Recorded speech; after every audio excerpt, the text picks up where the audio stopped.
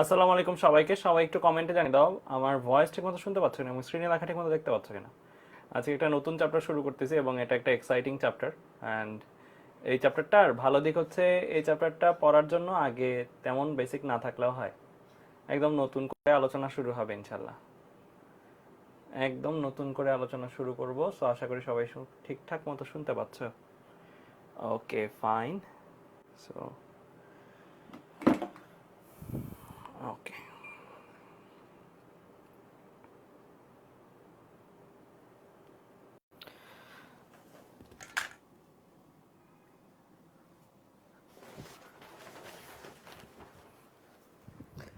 তো আশা করি সবাই সবকিছু ঠিকঠাক মতো শুনতে পাচ্ছ। ওকে ঠিক আছে, তাহলে চলো শুরু করি।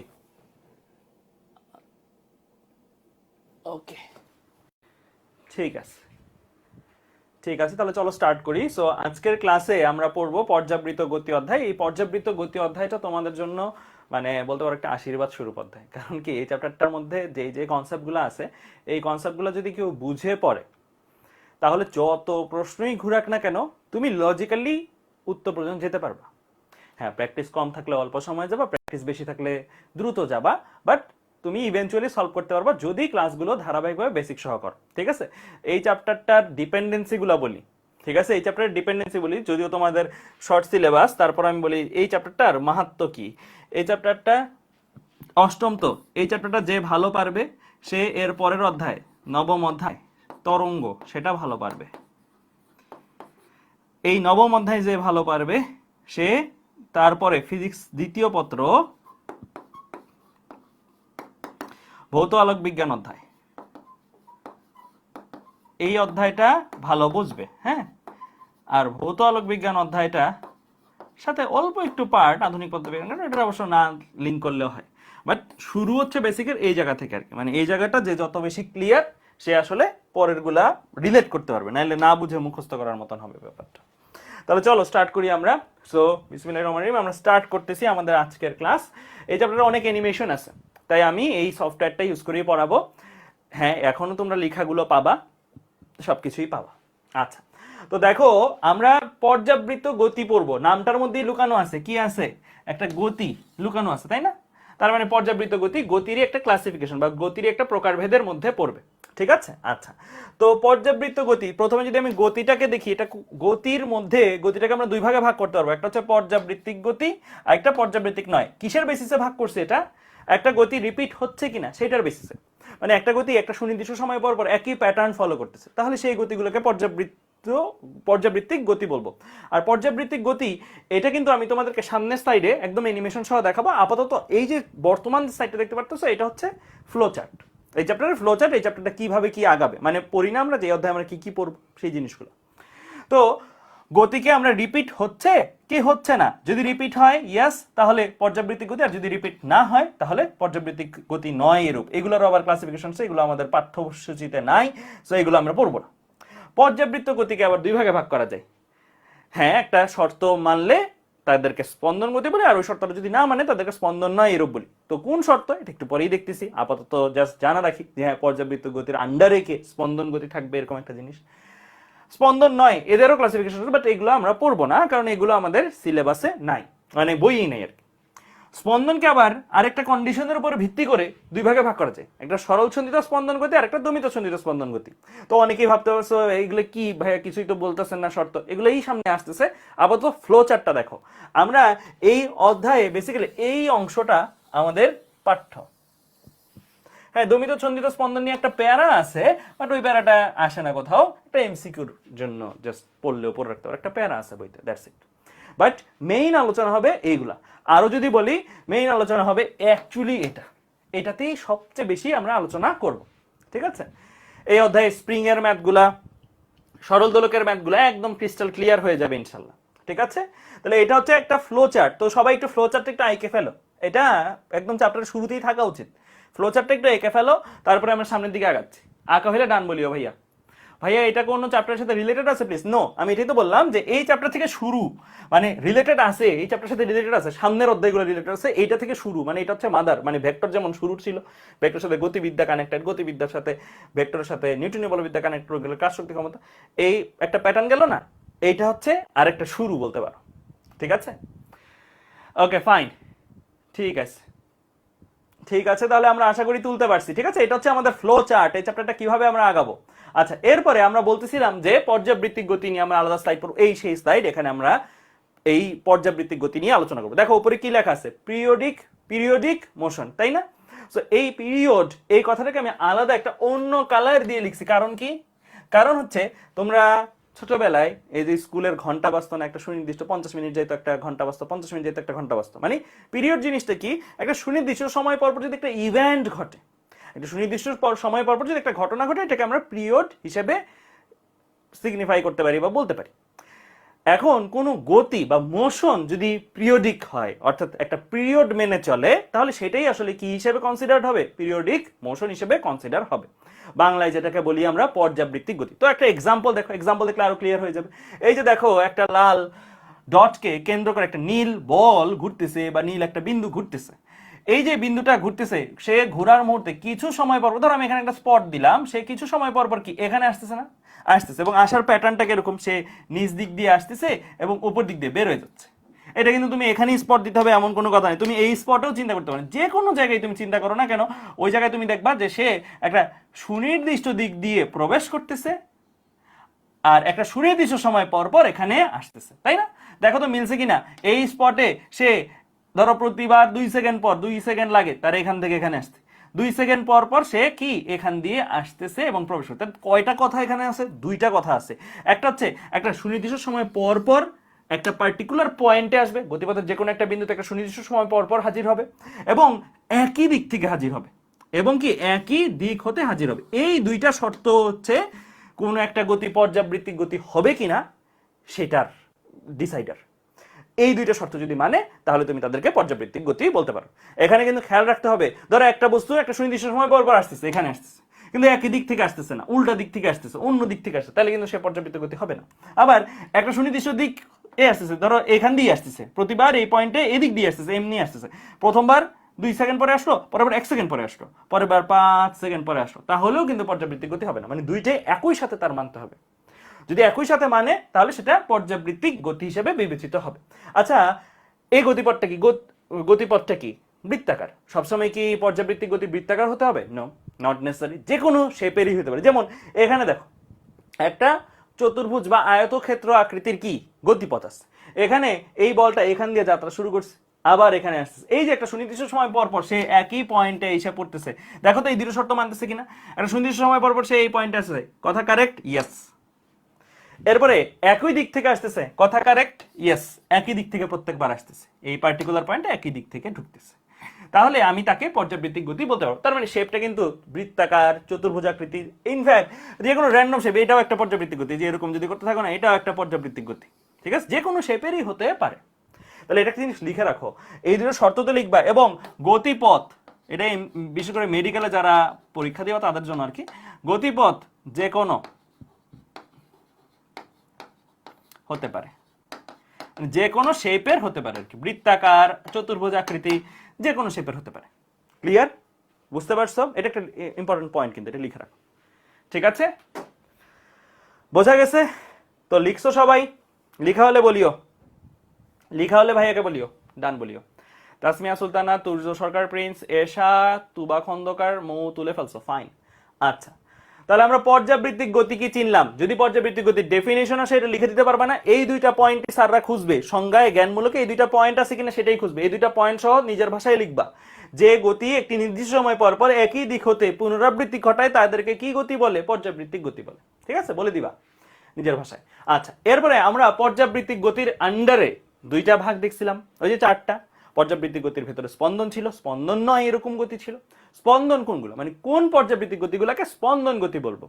এখানে একটা ইংরেজি ফ্রেজ আছে, to and fro. To and fro basically to and from থেকে আসছে একটা ইংরেজি ফ্রেজ। এটা আর বাংলা যদি করো তাহলে এদিক ওদিক, মানে এই গতিটা ফার্স্ট অফ অল স্পন্দন গতিকে পর্যাবৃত্তিক গতি কিনা? ডেফিনেটলি, কারণ পর্যাবৃত্তিক গতির আন্ডারে স্পন্দন গতি, তাই না? তাহলে স্পন্দন গতি প্রথমত একটা পর্যাবৃত্ত গতি, তারপরে তার একটা স্পেশাল শর্ত আছে। ওই পর্যাবৃত্তিক গতির একটা স্পেশাল শর্ত আছে, সেই শর্তটা কি? সে টু অ্যান্ড ফ্রো কন্ডিশন মেনে চলবে, অর্থাৎ সে গতিটা একই পয়েন্টকে এদিক থেকেও একবার অতিক্রম করবে, ওই দিক থেকে একবার অতিক্রম করবে। তাহলে দেখতে কেমন দেখো তো, দেখতে কি এই রকম একটা পার্টিকুলার পয়েন্টের কথা চিন্তা কর, এই পয়েন্টটাকে সে একবার এদিক থেকে অতিক্রম করতেছে আবার এদিক থেকে অতিক্রম করতেছে, তাই না?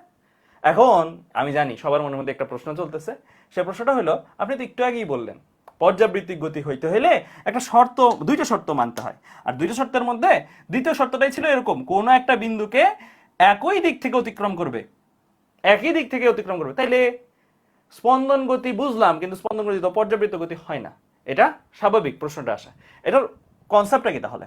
কনসেপ্টটা হলো, খেয়াল করো, আমাকে বলছে, ধরো তোমাকে আমি যদি বলি এই তুমি আসো, তুমি ডানে যাও, তুমি ডানে যাও বা ডানে যাইতে হবে তোমার, তার মানে কি আমি এটা বলছি যে বামে যাওয়া নিষেধ?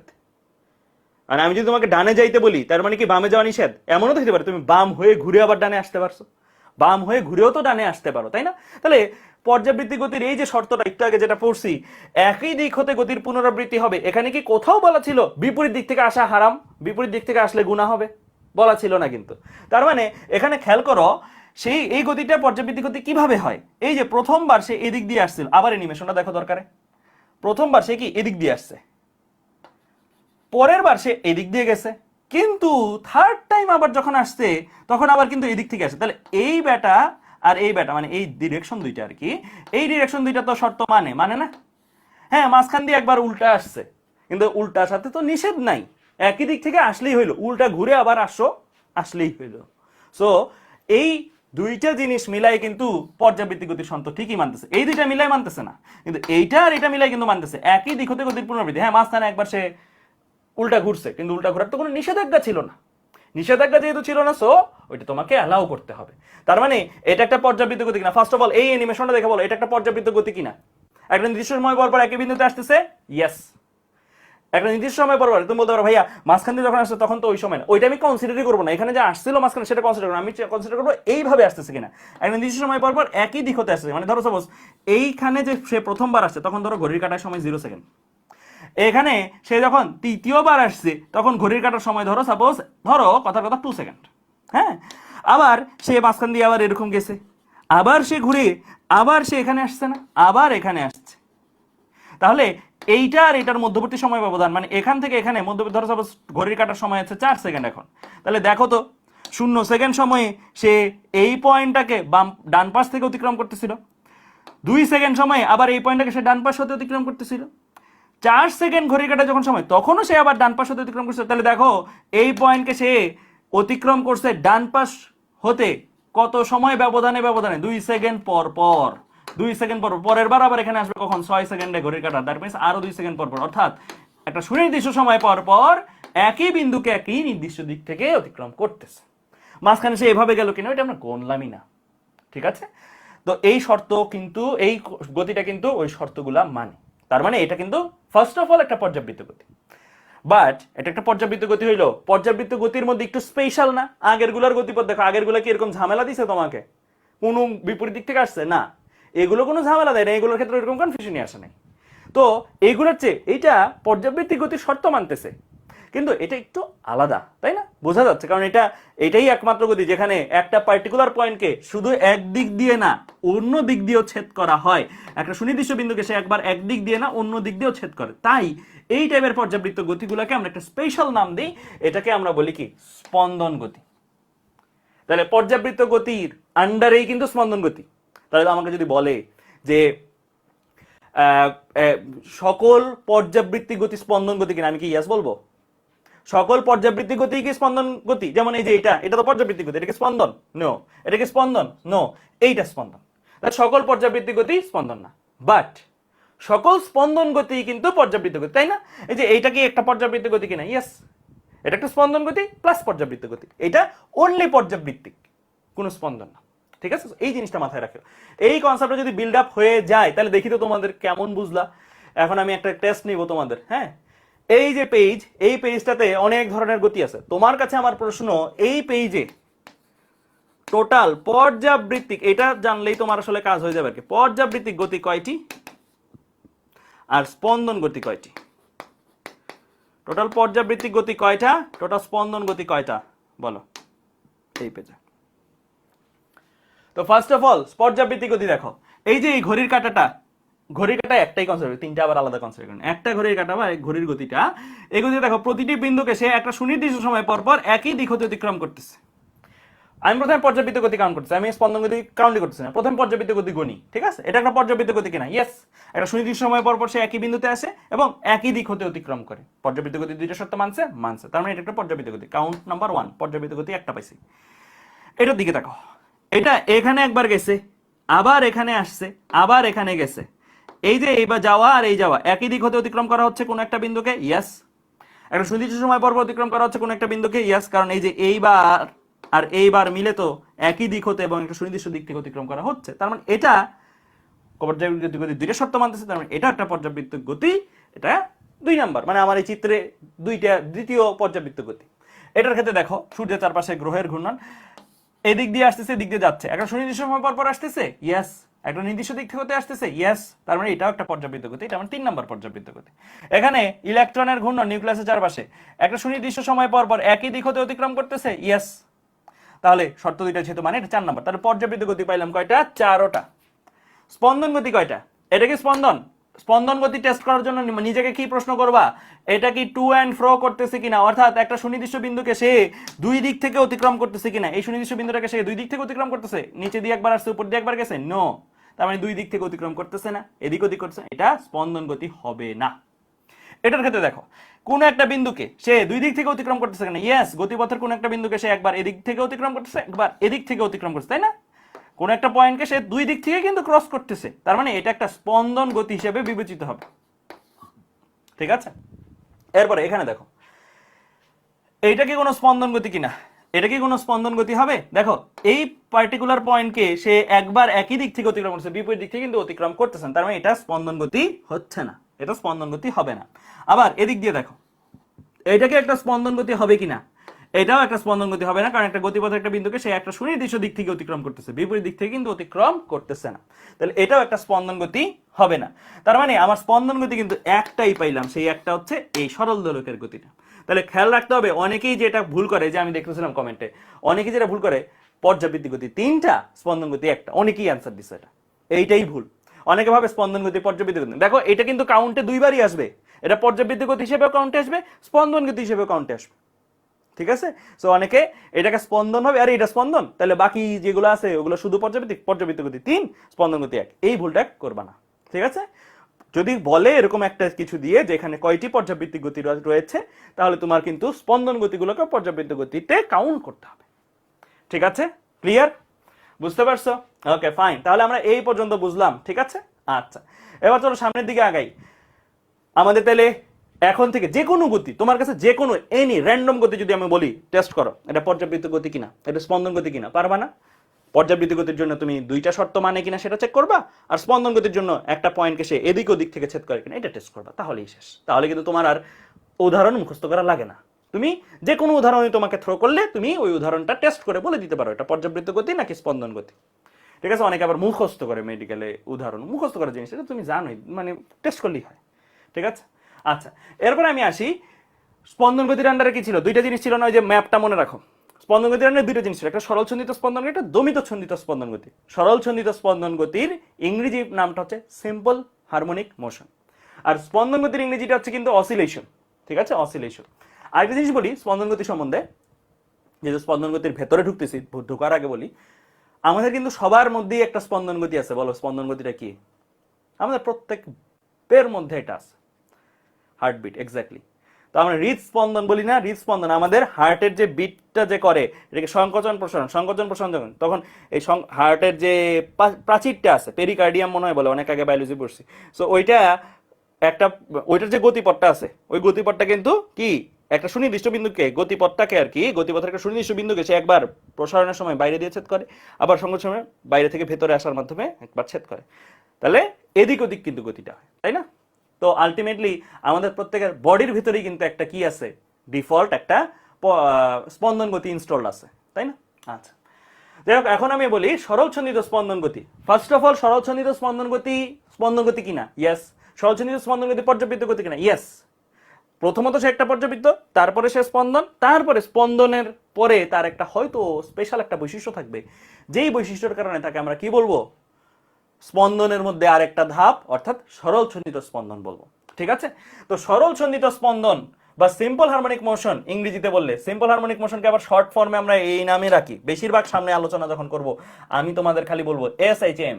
SHM, S means simple, H means harmonic, M means motion. আমি বলবো একটি SHM গতি, অর্থাৎ একটা সরল ছন্দিত স্পন্দন গতি। ঠিক আছে, এটা শর্ট ফর্ম, মনে রাখি।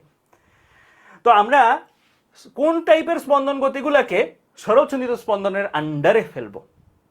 সহজ হিসাব, যেই গতি কি হুকের সূত্র মেনে চলে, যে সকল স্পন্দন গতি, ফার্স্ট অফ অল স্পন্দন তো হইতেই হবে, যে সকল স্পন্দন গতি হুকের সূত্র মেনে চলবে, যে সকল গতি সম্পন্ন কণা বা বস্তু হুকের সূত্র মেনে চলে তাদেরকে সরল ছন্দিত স্পন্দন বলবে। তুমি বলতে পারো ভাই বুঝি নেই, কারণ হুকের সূত্র মানে এতক্ষণ তো মজায় মজায় বুঝতেছিলাম, দেখেই বলতে পারি দুইটা শর্ত মানলে, ওই দুইটা শর্ত মানলে পর্যাবৃত্ত, তারপরে এদিক ওদিক করলে স্পন্দন, কিন্তু এটা তো দেখে বোঝা যাচ্ছে না। এটাও আমি একটু পরে সামনে তোমাদের বুঝাই দিব, তোমরা যেন হুকের সূত্র কি না কি সব না বলে তোমরা যেন দেখেই বুঝতে পারো এটা আসলে স্পন্দন গতি হবে, সরল ছন্দিত স্পন্দন গতি হবে নাকি দমিত ছন্দিত স্পন্দন গতি, এটা তুমি দেখেই বলতে পারবে। একটু পরে ওইটাতে আসতেছি, তার আগে হুকের সূত্রটা একটু বলে নি। হুকের সূত্র তোমাদের কাছে নতুন কিছু না, হুকের সূত্র তোমরা পড়ছো, কোথায় পড়ছো? কাজ শক্তি ক্ষমতা অধ্যায়ে পড়ছো না?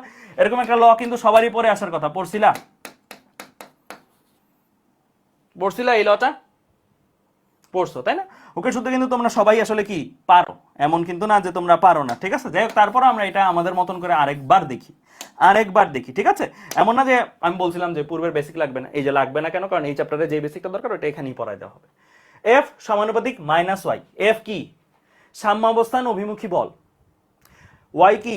সাম্যাবস্থান হতে সরণ। তুমি বলতে পারো ভাইয়া বুঝি নাই, তো আমি এটা চিত্র দিলে না বুঝবা, চিত্র দেই আগে। তো চিত্র দেখো, এই ছিল কি একটা স্পন্দন গতি, তাই না? স্পন্দন গতির গতিপথ কি? সরল রৈখিক। আরেকটা জিনিস, ও আচ্ছা, একটা ইম্পর্টেন্ট লাইন মিস করে গেছি, এই লাইনটা একটু লিখো সবাই, এই লাইনটা একটু লিখো, স্পন্দন গতির লাইন পেজে যে লিখো, গতিপথ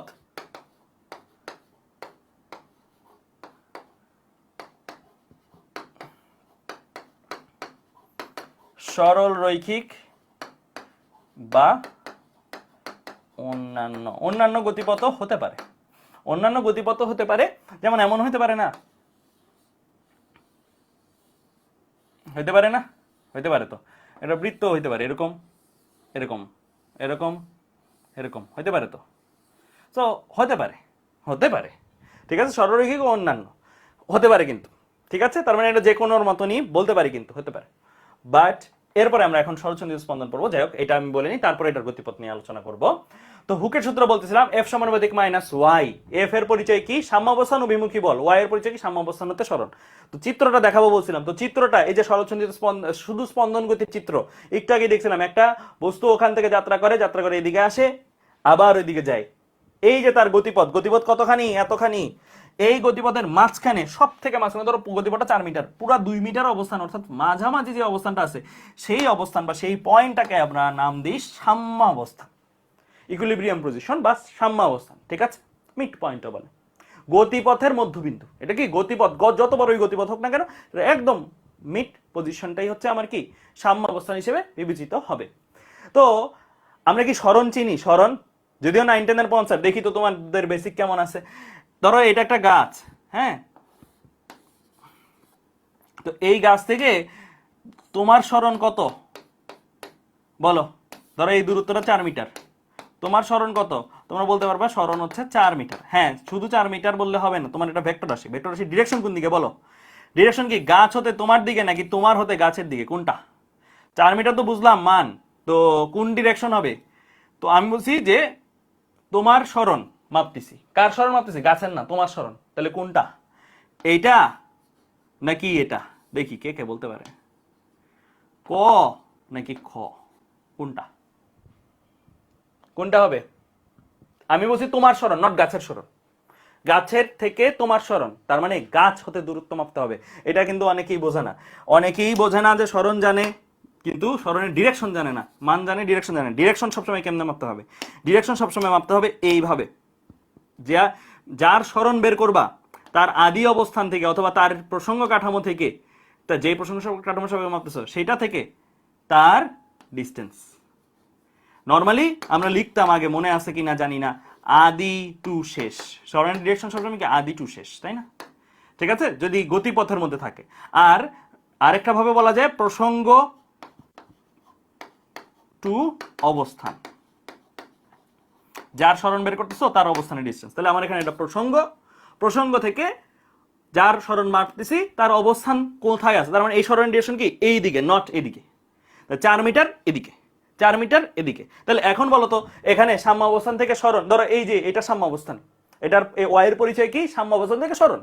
ওয়াই এর ডিরেকশনটা কোন দিকে দিব, ওয়াই এর ভ্যালু তো এতখানি, এটা নিয়ে কারো কোনো ডাউট নাই, ওয়াই এর ভ্যালু এতখানি, আমার এই বর্তমান অবস্থানের জন্য ওয়াই এর ভ্যালু এতখানি, যখন সে মাঝখানে আসবে তখন ওয়াই এর ভ্যালু এতখানি, যখন সে এখানে আসবে ওয়াই এর ভ্যালু এতখানি। কিন্তু এই বর্তমান অবস্থানের জন্য ওয়াই এর ডিরেকশন কোন দিকে, ডান দিক অর বাম দিক, কোন দিকে হবে, ডান দিক অর বাম দিক।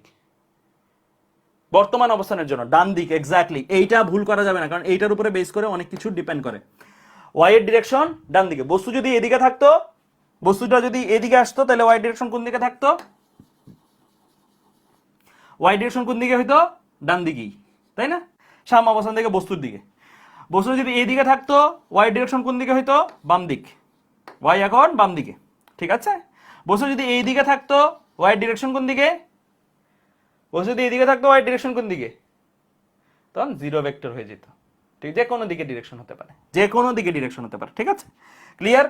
সো আমার এটা বুঝতে হবে সাম্য অবস্থান থেকে কোন দিকে আছে সেটাই ওয়াই এর ডিরেকশন। তুমি বলতে পারো ভাইয়া আমরা কাজ শক্তি ক্ষমতা অধ্যায়ে যখন এগুলো পড়ছিলাম তখন তো ওয়াই দিয়ে বলতাম না, তখন এক্স দিয়ে পড়তাম। হ্যাঁ ভাইয়া, এটা তোমরা এক্স দিয়ে পড়তা, এখনো কি এক্স দিয়ে পড়তে পারবে কিনা, ইয়েস পারবে, অনেকগুলো বইতে দেখবে এক্স দিয়েই পড়ানো আছে। ওয়াই বা এক্স যে কোনো একটা হলেই হলো, ওয়াই দিয়েও কোথাও লেখা থাকবে, এক্স দিয়েও লেখা থাকবে, তার মানে ওয়াই আর এক্স চলক ভিন্ন হলেও জিনিস দুইটার পরিচয় একই, ঠিক আছে, মানে অক্ষর ভিন্ন হলো জিনিসের চলক একই, মানে পরিচয় একই।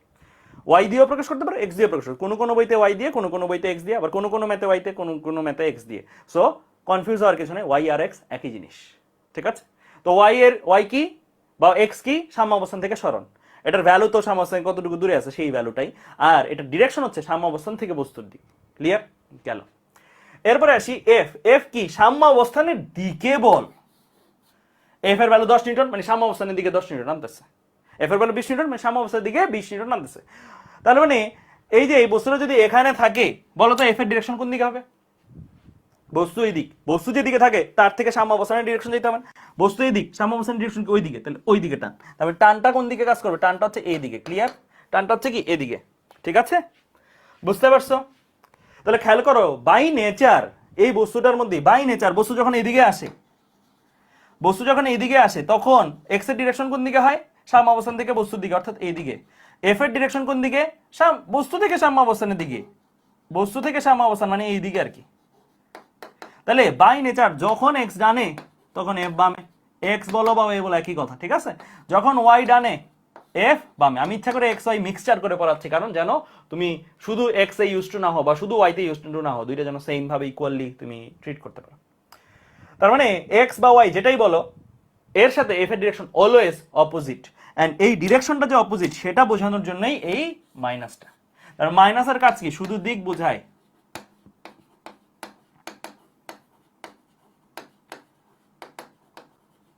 তোমাদের আরেকটা জিনিস আমি একটু বলি, বলো তো এই সম্পর্কটা দেখে কি মনে হচ্ছে, এই সম্পর্কটা দেখে কি মনে হচ্ছে তোমাদের, যে আমার যত বেশি ওয়াই তত বেশি এক্স কিনা। ধরো ওয়াই আমার বাড়াই দিছি, এফ কি আমার বাড়বে কিনা, এক্স না সরি এফ, এফ কি আমার বাড়বে না কমবে। অনেকেই হয়তো মাইনাসে দেখে ভাবতে পারে যে কমবে, আসলে আমি ঠিকঠাক কি ক্লিয়ার করলাম, মাইনাসের কাজ এখানে কি ভ্যালুতে না, মাইনাসের কাজ হচ্ছে এখানে দিকে, একটা ডানে হলে একটা বামে, এতটুকু ইন্ডিকেট করে। কিন্তু ওয়াই যদি বাড়ে এফ বাড়বে।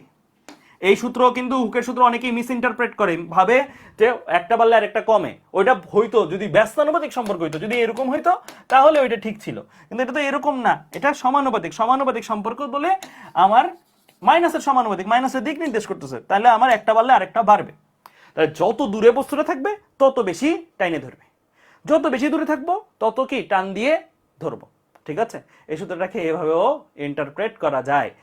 তোমাদের বাসায় এরকম হয় না, এই উদাহরণটা আমি দেই মাঝে মাঝেই, ধরো এটা তোমার বাবা, এটা ধরো তোমার মা, হ্যাঁ, আর এই হচ্ছে তোমরা ধরো 3 ভাই বোন। এখন তোমাদের এমন হয় না যে এক ভাই ধরো বিদেশে গেছে, বা এক বোন ধরো বিয়ে হয়ে গেছে, বা ঢাকায় পড়তে গেছে, ঠিক আছে? সো যখন যায়, দূরে যায়, তখন দেখবা বাবা মার অনেক চিন্তা তাকে নিয়ে থাকে, মানে সে খাইলো কিনা, সে ঘুমাইলো কিনা, তার ফোনের অপেক্ষা, অথচ তোমরা এখানে খাইছো না না খাইছো, এটা অনেক ক্ষেত্রেই তারা হয়তো মানে আরে আছে তো, এরকম হয়তো হয়তো, তাই না? তার মানে জিনিসটা কি দাঁড়াইলো, তোমাকে কম ভালোবাসে তাকে বেশি ভালোবাসে এমন না, জিনিসটা হচ্ছে তুমিও যখন যাবা, তুমিও তখন সাপোজ ধরো বাইরে যাচ্ছ কোনো একটা পড়াশোনা করে চান্স পাইছো ধরো বুয়েটে বা ঢাকা মেডিকেলে বা এরকম বাসা থেকে বাইরে হলে থাকতেছো, তখন দেখবা তোমার প্রতিও সেম ফিলিংসটা তাদের আছে। তার মানে জিনিসটা কি, জিনিসটা হলো যখন তুমি কাছে থাকো তোমার মূল্য কম, বা মনে হয় আপাত দৃষ্টিতে আমাদের আকর্ষণ কম তোমার প্রতি, বাট তুমি যখন দূরে যাচ্ছ তখন তোমাকে আকর্ষণ, যত তুমি দূরে যাও তত আমি টেনে ধরি, জিনিসটা এরকম। আর যত তুমি কাছে আসো তত আমি ইগনোর করি, ঠিক আছে? সো এই হচ্ছে তোমার কি মানে কনসেপ্টটা, এটাই হুকের সূত্র, এইটাই হুকের সূত্র। দেখো হুকের সূত্র এটা না, যত বেশি দূরে থাকবে তত টানবে, যখন সে সবচেয়ে দূরে মানে এখানে, তখন তাকে টানতেছে সবচেয়ে বেশি। আমি এটা একটু এই জায়গায় এসে দেখাই, হ্যাঁ এই জায়গায় এসে দেখবা দেখবা এটা কি সবচেয়ে বেশি এক্স না, সবচেয়ে বেশি এক্স বা সবচেয়ে বেশি ওয়াই, এর চেয়ে তার গতিপথটাই তো দুটুকু, এর চেয়ে বেশি গতিপথ আছে নাই, তার মানে এর চেয়ে বেশি সে দূরে যেতে পারবে না, এটা তার সবচেয়ে দূরের দূরত্ব। এখানে সে যদি থাকে সবচেয়ে দূরের দূরত্ব যদি থাকে মানে ওয়াই ম্যাক্স, ওয়াই ম্যাক্স কি এর এ বলি, ওয়াই বা এক্স এর ম্যাক্সিমাম মানটাকে কি বলি, বিস্তার বলি। বিস্তার 9-10 মনে হয় পড়ছো তরঙ্গ শব্দ চ্যাপ্টার, বিস্তার বলতে একটা কথা আছে, সবচেয়ে দূরবর্তী অবস্থান, সাম্যাবস্থান থেকে সবচেয়ে দূরবর্তী অবস্থানের যে দূরত্বটা ওইটা বিস্তার। ইংলিশে বললে অ্যামপ্লিটিউড, অ্যামপ্লিটিউড যেটার বাংলার ফার্স্ট লেটার, সরি যেটার ইংরেজির ফার্স্ট লেটারটা হচ্ছে এ, এ দিয়ে প্রকাশ করি, এটাই হচ্ছে ওয়াই ম্যাক্স। তার মানে ওয়াই আর এ কিন্তু সেম রাশি, ওয়াই এর সর্বোচ্চ মানটা কি এ হিসাবে বলা হয়। তো এখন বলের মানটাও কি, যেই বলটা তোমাকে টানবে সেই বলের মানটাও কি ম্যাক্স না, সেই বলের মানটাও কিন্তু ম্যাক্স। এই যেহেতু সবচেয়ে বেশি ওয়াই, সূত্র তো তাই বলে, এই সূত্র মানতে চাইলে যখন ওয়াই সবচেয়ে বেশি এফ সবচেয়ে বেশি হবে, তাই না? এখন সবচেয়ে বেশি টানতেছে, এখন এই সাম্যাবস্থান তাকে সবচেয়ে বেশি টানতেছে। এই মুহূর্তে তার যদি বেগ শূন্যও থাকে, ধরে নিলাম কথার কথা বেগ শূন্য, বেগ যদি শূন্য থাকে তাকে কি টান দিয়ে আনতে চাইবে। বেগ একটা শূন্য বা স্থির বস্তুর উপর বল দিলে কি হয়, ও একটা ত্বরণ পায় না, ত্বরণ পাবে, ও ত্বরণ পাবে, ত্বরণ পাইলে কি ওর বেগ আস্তে আস্তে বাড়বে, বেগ আস্তে আস্তে বাড়লে কি ওই দিকে আসতে থাকবে। ওর কিছুক্ষণ পরের চিত্রটা কেমন হবে চিন্তা করতে পারতেছো, ওর কিছুক্ষণ পরের চিত্রটা, ওর কিছুক্ষণ পরের চিত্রটা হবে ও এদিকে আসবে, এদিকে আসবে, একটা বেগ অর্জন হয়ে গেছে। কিন্তু এখন ওর বেগ জিরো নাই, এখন বেগ ওই যে ত্বরণের কারণে একটা বেগ বৃদ্ধি পাইছে, বৃদ্ধি পেয়ে ধরো 7 হয়েছে, কথার কথা শূন্য থেকে বাইরে কিছু সময় তো অতিবাহিত হয়েছে, V equal to U plus at মোতাবেক তার বেগ 7 হয়ে গেছে। এখনো তার প্রতি টান কোথায় থাকবে বলতো, এইখানে সে যদি থাকে সাম্যাবস্থান থেকে কোন দিকে টানবে, ডান দিকে নাকি বাম দিকে? বাম দিকে টানবে, তাই না? সাম্যাবস্থানের কাজই হচ্ছে তার নিজের দিকে টানা। ওয়াই সেই ডান দিকেই, এখন আর ওয়াই সবচেয়ে বেশি নেই আগের মতন, এখন ওয়াই এর একটা অন্য ভ্যালু, এতটুকু ওয়াইয়ের ভ্যালু, কিন্তু টান কিন্তু ঠিকই আছে, এফ টান ঠিকই আছে। মাথায় রাখিও এই টান, এখানে সে যে টানটা পাইছে এখানে কি সেই টানটাই পাবে? দেখি বলতে পারো কিনা, এখানে কি সেই টানটাই পাবে? না, সেই টান পাবে না। কেন? কারণ এখন ওয়াই কমে গেছে, আমরা জানি ওয়াই কমে গেলে এফ কমে যাবে সূত্র মোতাবেক, তাই না? সূত্র মানতে চাইলে তো তার অবশ্যই এফ কমতে হবে। তো কমে গেলে এখন কিন্তু তার উপরে টান আছে, আগে যদি 100 নিউটন টানতো এখন ধরো 30-40 নিউটন হয়তো টানতেছে, ঠিক আছে? তাহলে এখানে কিন্তু একটা কনসেপ্ট, এই যে এখান থেকে সে এদিকে আসছে, আসার পথেও কিন্তু তার সব জায়গায় বল সমান ছিল না, সমান ছিল, সবচেয়ে কিনারে যখন ছিল বল সবচেয়ে বেশি, কাছে আসতেছে বল কমতেছে। তার মানে বলের সাথে কার রিলেশনশিপ, বলের সাথে কার রিলেশনশিপ, ত্বরণের রিলেশনশিপ না, বস্তু তো ভর আছে। বল কমার অর্থ হচ্ছে ত্বরণ কমা, অর্থাৎ ত্বরণটা কি এখানে সমত্বরণ, এখানে তার উপরে যে ত্বরণটা কাজ করে, এই যে বস্তুটার গতিশীল, গতিশীল বস্তুর ত্বরণ আছে, এই ত্বরণটা গতিশীল বস্তুটার যে ত্বরণটা আছে এই ত্বরণটা কি সমত্বরণ কিনা? নো। পর্যাবৃত্তিক গতির তে বস্তুর সরলচলিত স্পন্দন গতিতে বস্তুর ত্বরণ অসমত্বরণ, এটা একটা প্রশ্ন হতে পারে এমসিকিউতে, ঠিক আছে? বস্তু ত্বরণটা কি ধরনের ত্বরণ? অসমত্বরণ, ফাইন। তাহলে এখনো তাকে টানতেছে, হ্যাঁ টান তো থামে নেই, এই পাশে টানা, একটা বস্তু গতিশীল তাকে ওই পাশে টানতেছে, তাহলে বেগ কি বাড়বে না? বেগের নিয়ম কি, যেখানে ত্বরণ থাকে সেখানেই বেগের বৃদ্ধি থাকে। তাহলে এ পাশে বেগ যদি 7 হয়, ত্বরণও থাকে, তাহলে 7 আর 7 থাকবে না, একটু পরে 7 আর একটু বাড়বে, আর একটু বাইরে হয়তো একটা সময় পরে কি হবে, আরো বাড়তে বাড়তে বাড়তে বাড়তে মাঝখানে এসে চলে আসছে, তার বেগ হয়েছে কত, 10, কথার কথা বেগ হয়ে গেছে কত, 10, ঠিক আছে? এখন তোমাদের কাছে প্রশ্ন, এখন তার উপরে কোনো টান আছে কিনা? এখন হয়ে গেছো তোমরা ওই যে ঘরের সন্তান আর কি, ঘরে আসো, তোমাদের প্রতি কোনো আকর্ষণ নাই বাড়তি করে, তাই না? সো এখন তার উপরে কোনো টান নাই, কারণ তার উপর কোনো ওয়াই নাই, সাম্যাবস্থান থেকে সরণ জিরো, সরণ জিরো হলে বলও জিরো, তাই তো সূত্র তাই বলে তোমাকে। তো বল জিরো মানে কি, এখন তার যে বেগটা অর্জন হয়েছে এই বেগ আর বাড়বে না, এই বেগ আর বাড়বে না, তাই কি চিন্তা করে দেখো, তাই কি না? এখন বেগ বাড়বে না কথা সত্য, কিন্তু একটা জিনিস হবে, সেটা হচ্ছে সে কি থেমে থাকবে? বাসায় আসার পর সে থেমে থাকবে? থেমে থাকবে না, কিন্তু সে কিন্তু আসছে যখন তার একটা বেগ অর্জন হয়েছে না, অর্জন হয়েছে এই বেগটা, হ্যাঁ তার উপরে কোনো বল নাই, একটা বস্তু তার উপরে তুমি কোনো বল দিলা না, বল দাও নাই অর্থাৎ ত্বরণও দাও নাই, বল না দেওয়ার অর্থই তো ত্বরণ না দেওয়া, ত্বরণ না দিলে কি বস্তু স্থির? স্থির তো না, তার যদি গতি থেকে থাকে আগে সেই গতিতেই সে সমবেগে চলবে। নিউটনের প্রথম সূত্র, বাহ্যিক বল প্রয়োগ না করলে স্থির বস্তু স্থির থাকবে এবং গতিশীল বস্তু সমবেগে গতিশীল থাকবে, এত গতিশীল, তাহলে ও সমবেগে গতিশীল থাকবে, সমবেগে গতিশীল থেকে সে সামনের দিকে আগাবে। কিন্তু বলো সমবেগে গতিশীল থাকার কথাটা আমি বলছি, কিন্তু আমি সমবেগ লিখি নাই, কারণটা কি হতে পারে? সে সমবেগে ছিল, কতটুকু ছিল? হয়তো এতটুকু ছিল বাইরে হওয়া পর্যন্ত। যেই মুহূর্তে সে বেরিয়েছে, যেই মুহূর্তে বাসা থেকে এক পা সে বাইরে রাখছে, তখনই কিন্তু বাবা মার আবার টেনশন শুরু হয়ে গেছে তার প্রতি, তাই না? যেই মুহূর্তে সে ধরো এক পা বাসা থেকে বাইরে রাখছে, সেই মুহূর্তে কিন্তু তাকে আবার, সে যেহেতু বাম দিকে চলে গেছে, ওয়াই এখন তার বাম দিকে, তার প্রতি টান কিন্তু আবার ডান দিকে থাকবে। এখন জিনিসটা দাঁড়াইলো কেমন, একটা বস্তু যে আর একটা বেগ আছে বাম দিকে, তাকে তুমি টাইনে ধরছো অপোজিট ডিরেকশন, অপোজিট ডিরেকশন টাইনে ধরার অর্থ হচ্ছে অপোজিট ডিরেকশনে ত্বরণ অ্যাপ্লাই করা, এই ত্বরণটা তার জন্য কি? মন্দন। গতির বিপরীতে ত্বরণ মানে কি? মন্দন। তাহলে এখন তার উপর একটা কি হিসাবে কাজ করতেছে? এই টানটার কারণে একটা মন্দন কাজ করতেছে, আর মন্দনের নেচারই কি? বেগের ভ্যালু কমাইতে থাকো, অর্থাৎ 10 আর 10 থাকবে না, 10 কমতে থাকবে, 9.5 9 এরকম করে 9 ধরো হলো এখানে, এরকম করে কি 9 হইলো। 9 হবার পরেও কি সে থেমে যাবে? থেমে যাবে না, তার অবশ্যই বাম দিকে বেগ আছে, সে বাম দিকে আরো যাইতে চেষ্টা করবে। আর যেহেতু সে বাম দিকে যাচ্ছে, যতই সে বাম দিকে যাচ্ছে ওয়াই কিন্তু বাড়াচ্ছে, বাম দিকের ওয়াই কিন্তু বাড়াচ্ছে, আর ওয়াই যদি বাড়ে তাহলে নেচার অনুসারে কি এফও বাড়বে, তা কিন্তু তত বেশি টান বাড়াইতে থাকবে, ডান দিকে তত বেশি টান তার উপরে বাড়তে থাকবে, তাই না? বাড়তে থাকলো, তাহলে কি মন্দনের পরিমাণ বাড়তে থাকলো।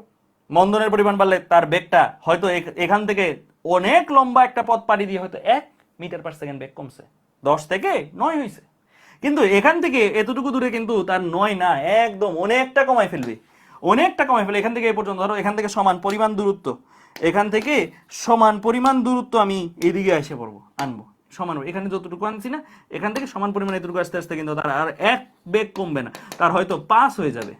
কারণ কি বুঝতে পারছো তো? কারণ এখানে তাকে যেটুকু টানা হয়েছিল এপাশে অল্প একটু বলে টানা হয়েছিল, এখানে আর একটু বেশি বলে টানা হয়েছিল, এখানে আরেকটু বেশি, আর এখানে তো অনেক অনেক বেশি বলে, এখানে তো অনেক অনেক বেশি, কারণ যত দিয়ে টানে বামে যাচ্ছে তত কি তার ওয়াই বাড়তেছে, আর ওয়াই বাড়ার কারণে সূত্র মোতাবেক এফও বাড়তেছে, আর এফ বাড়া মানে কি? বেশি টান, বেশি টানে বেশি মন্দন, আর বেশি মন্দনে বেশি বল বেগ কমবে, তাই না? তো এই জিনিসগুলো বুঝতে হবে, এই জিনিসগুলো বুঝতে হবে যে হচ্ছেটা কেন বা কি কি ভাবে হতে পারে।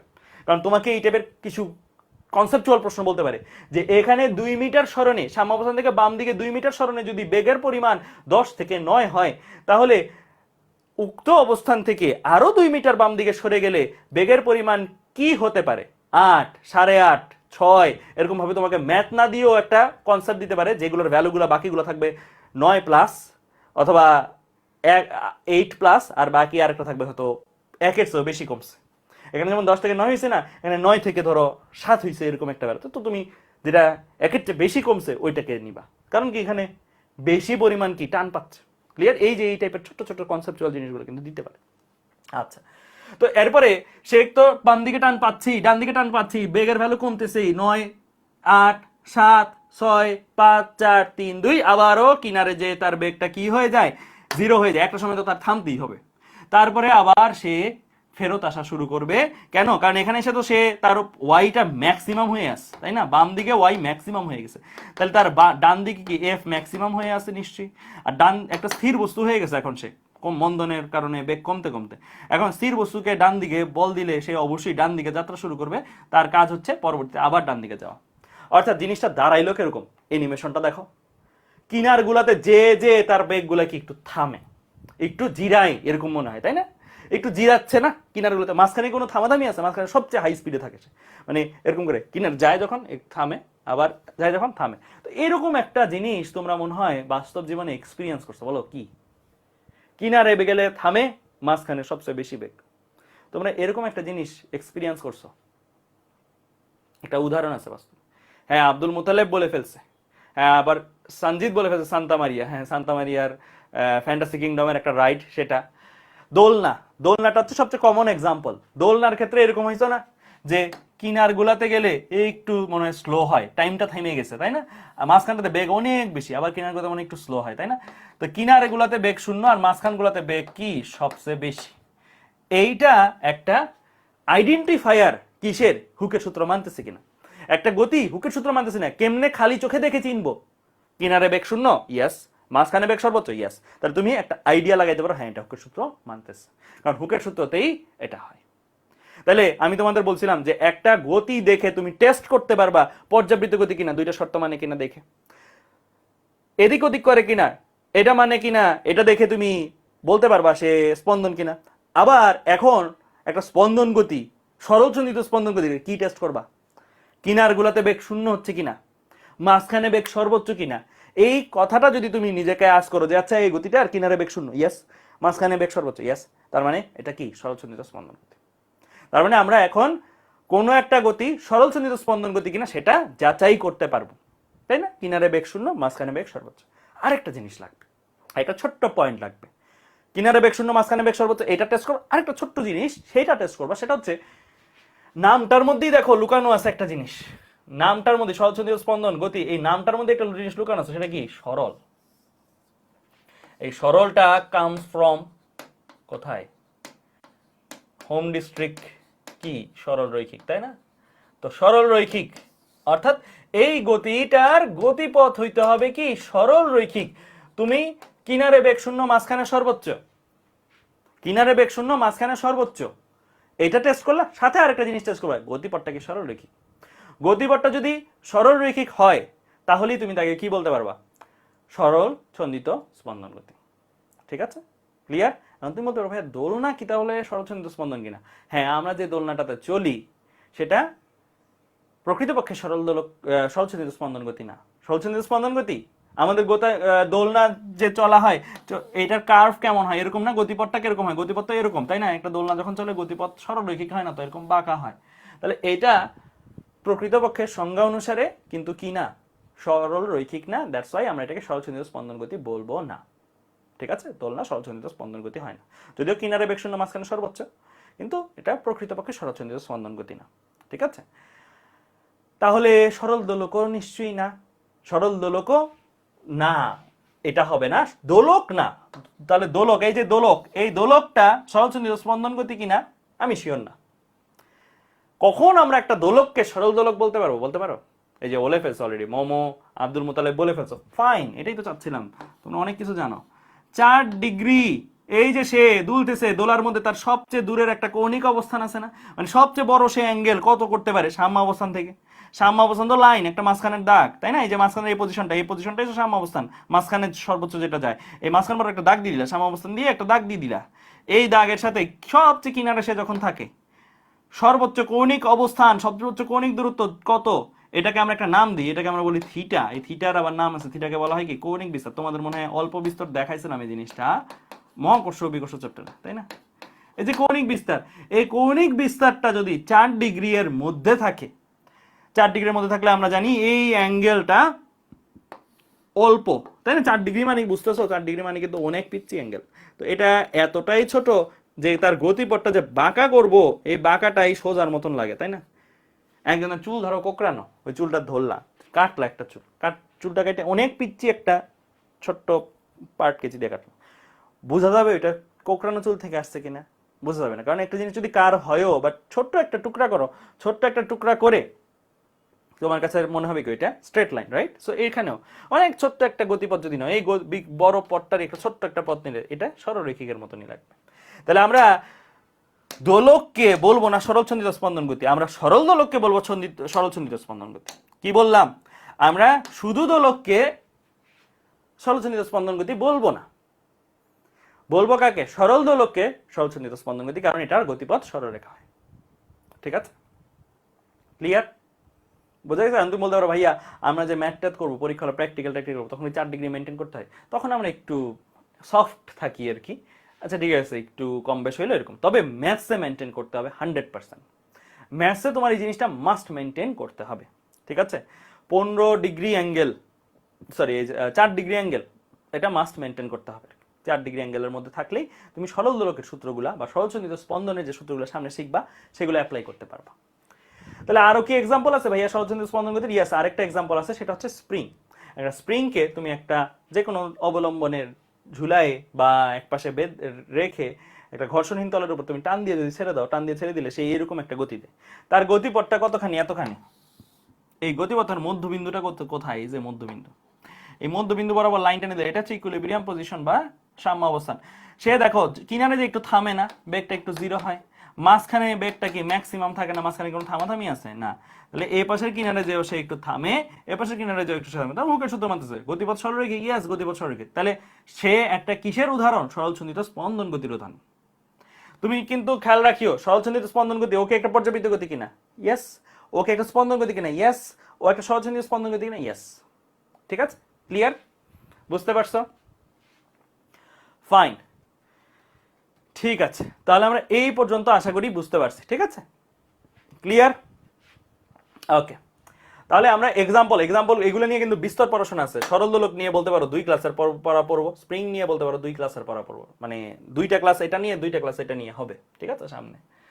যাই হোক, সো আমরা এটা লিখে দিব সাইড নোটে যে কৌণিক বিস্তার 4 ডিগ্রির মধ্যে হলেই সেটাকে সরলসন্ধিত স্পন্দন বলতে পারবো, না হলে বলতে পারবো না। না হলে দোলক বলতে পারবো, বাট সরলসন্ধিত স্পন্দন বলতে পারবো না, ঠিক আছে? আচ্ছা, এরপরে আসি আমরা এই যে সূত্রটা মেনে চলে, এটা তো একটা চেনার উপায় যে কিনারে বেগ শূন্য, মাঝখানে বেগ সর্বোচ্চ, কিন্তু প্রকৃত জিনিসটা কি? প্রকৃত জিনিসটা হচ্ছে সূত্র মানে কিনা হুকের সূত্র মানলেই ওইটা হয়। ওইটা হচ্ছে একটা আউটপুট বা একটা আউটকাম বা একটা সিমটম যে সূত্র মানতেছে কিনা। কিন্তু মেইন রোগটা কি? রোগটা হচ্ছে হুকের সূত্র মানতেছে, তাই না? তাহলে আমরা এফ সমানুপাতিক মাইনাস ওয়াই এই সূত্রটা মানতে হবে। এই সূত্রটা যারাই মানবে সে সরলসন্ধিত স্পন্দন গতি। এই সূত্রটাকে যদি একটু ব্যবচ্ছেদ করি, আমরা এখান থেকে সমানুপাতিক নিয়ে আসতে পারি না? সমানুপাতিক থেকে সমান সমান নিয়ে আসতে পারি, সমানুপাতিক থেকে সমান সমান নিয়ে আসতে পারি, সমান সমান নিয়ে আসলে ধ্রুবক আসতে হয়। আর সেই ধ্রুবকটা তোমরা চেনো অলরেডি, এফ সমান সমান মাইনাস কে এক্স। সেটা এই কে টা হচ্ছে আমার কি? সেই ধ্রুবক। কে এর পরিচয় মনে আছে তো? কে এর পরিচয়টা কি ছিল বলো? কে এর পরিচয়টা কি ছিল মনে আছে? স্প্রিং কনস্ট্যান্টও বলে বা ফোর্স কনস্ট্যান্টও বলে, বল ধ্রুবক বা স্প্রিং ধ্রুবক, ঠিক আছে? স্প্রিং এর ক্ষেত্রে বললে স্পেশালি স্প্রিং ধ্রুবক বলে, আর অন্যান্য ঘটনার ক্ষেত্রে বললে বল ধ্রুবক বলে। কে এর একক কি ছিল? এগুলো মনে রাখিও, হ্যাঁ? কে এর একক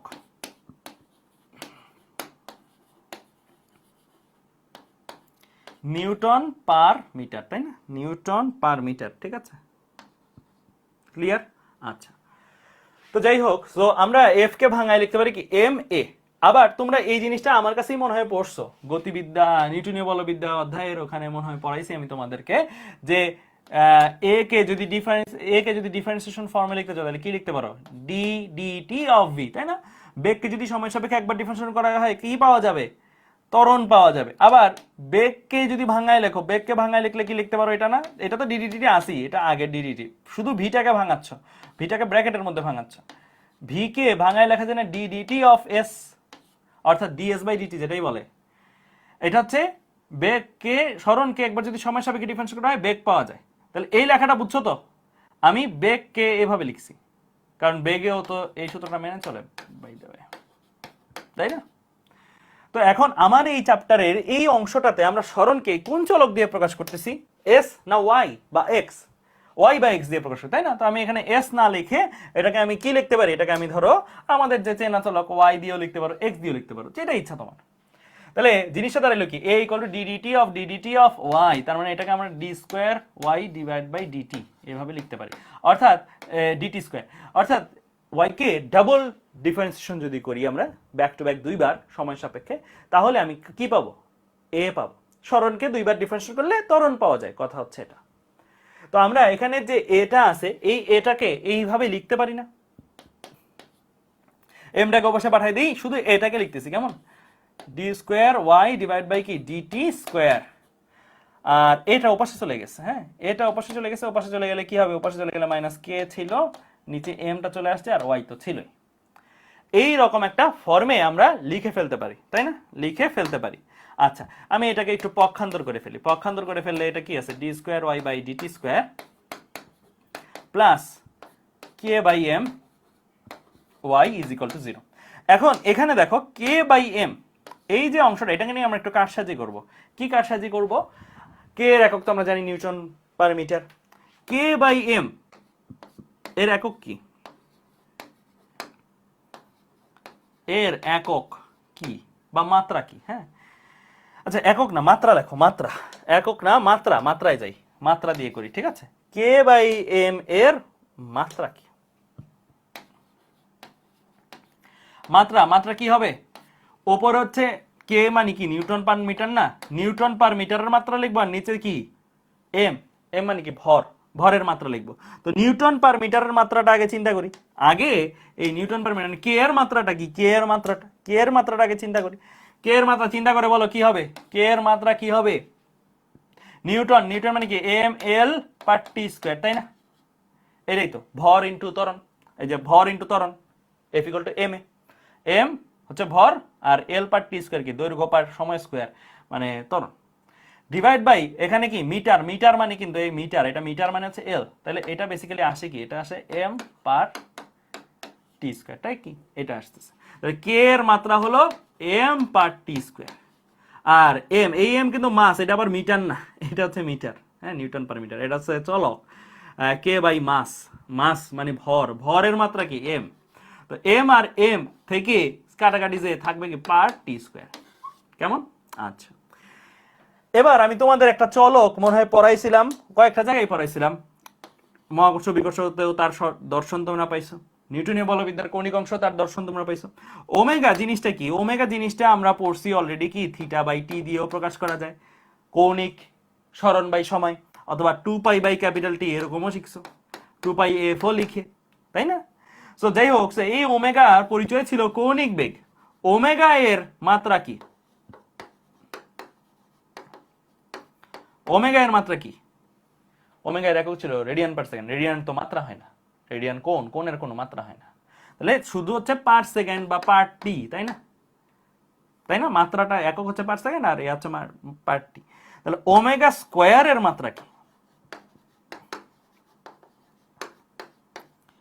পার টি স্কয়ার না, তো এইটা স্কয়ার হবে, ওমেগা স্কয়ারের মাত্রা কি হবে? পার টি স্কয়ার। তাহলে দেখো তো জিনিসটা কি দাঁড়াইলো, কে বাই এম এর যেটা মাত্রা, ওমেগা স্কয়ারের সেই একই মাত্রা, ঠিক আছে? কে বাই এম এর যে মাত্রা, ওমেগা স্কয়ারেরও সেই একই মাত্রা। আমরা ছোটবেলায় এরকম মনে জিনিস পড়ছিলাম ফিজিক্স ফার্স্ট 9-10-এ, ফার্স্ট চ্যাপ্টারের দিক দিয়ে ছিল মাত্রাগত বিশ্লেষণ। দেখাও যে V equal to U plus at, মাত্রাগত বিশ্লেষণ করো, বাম পক্ষের মাত্রা বের করতাম, ডান পক্ষের মাত্রা বের করতাম, মাত্রা সমান আসলে বলতাম যে হ্যাঁ V equal to U plus at লেখা যায়। তো এখন আমরা এইভাবেই লিখতে পারি, যাহাই কে বাই এম তাহাই আসলে কি ওমেগা স্কয়ার না, এরকম একটা সম্পর্ক লিখতে পারি কিনা, এরকম একটা সম্পর্ক লিখতে পারি।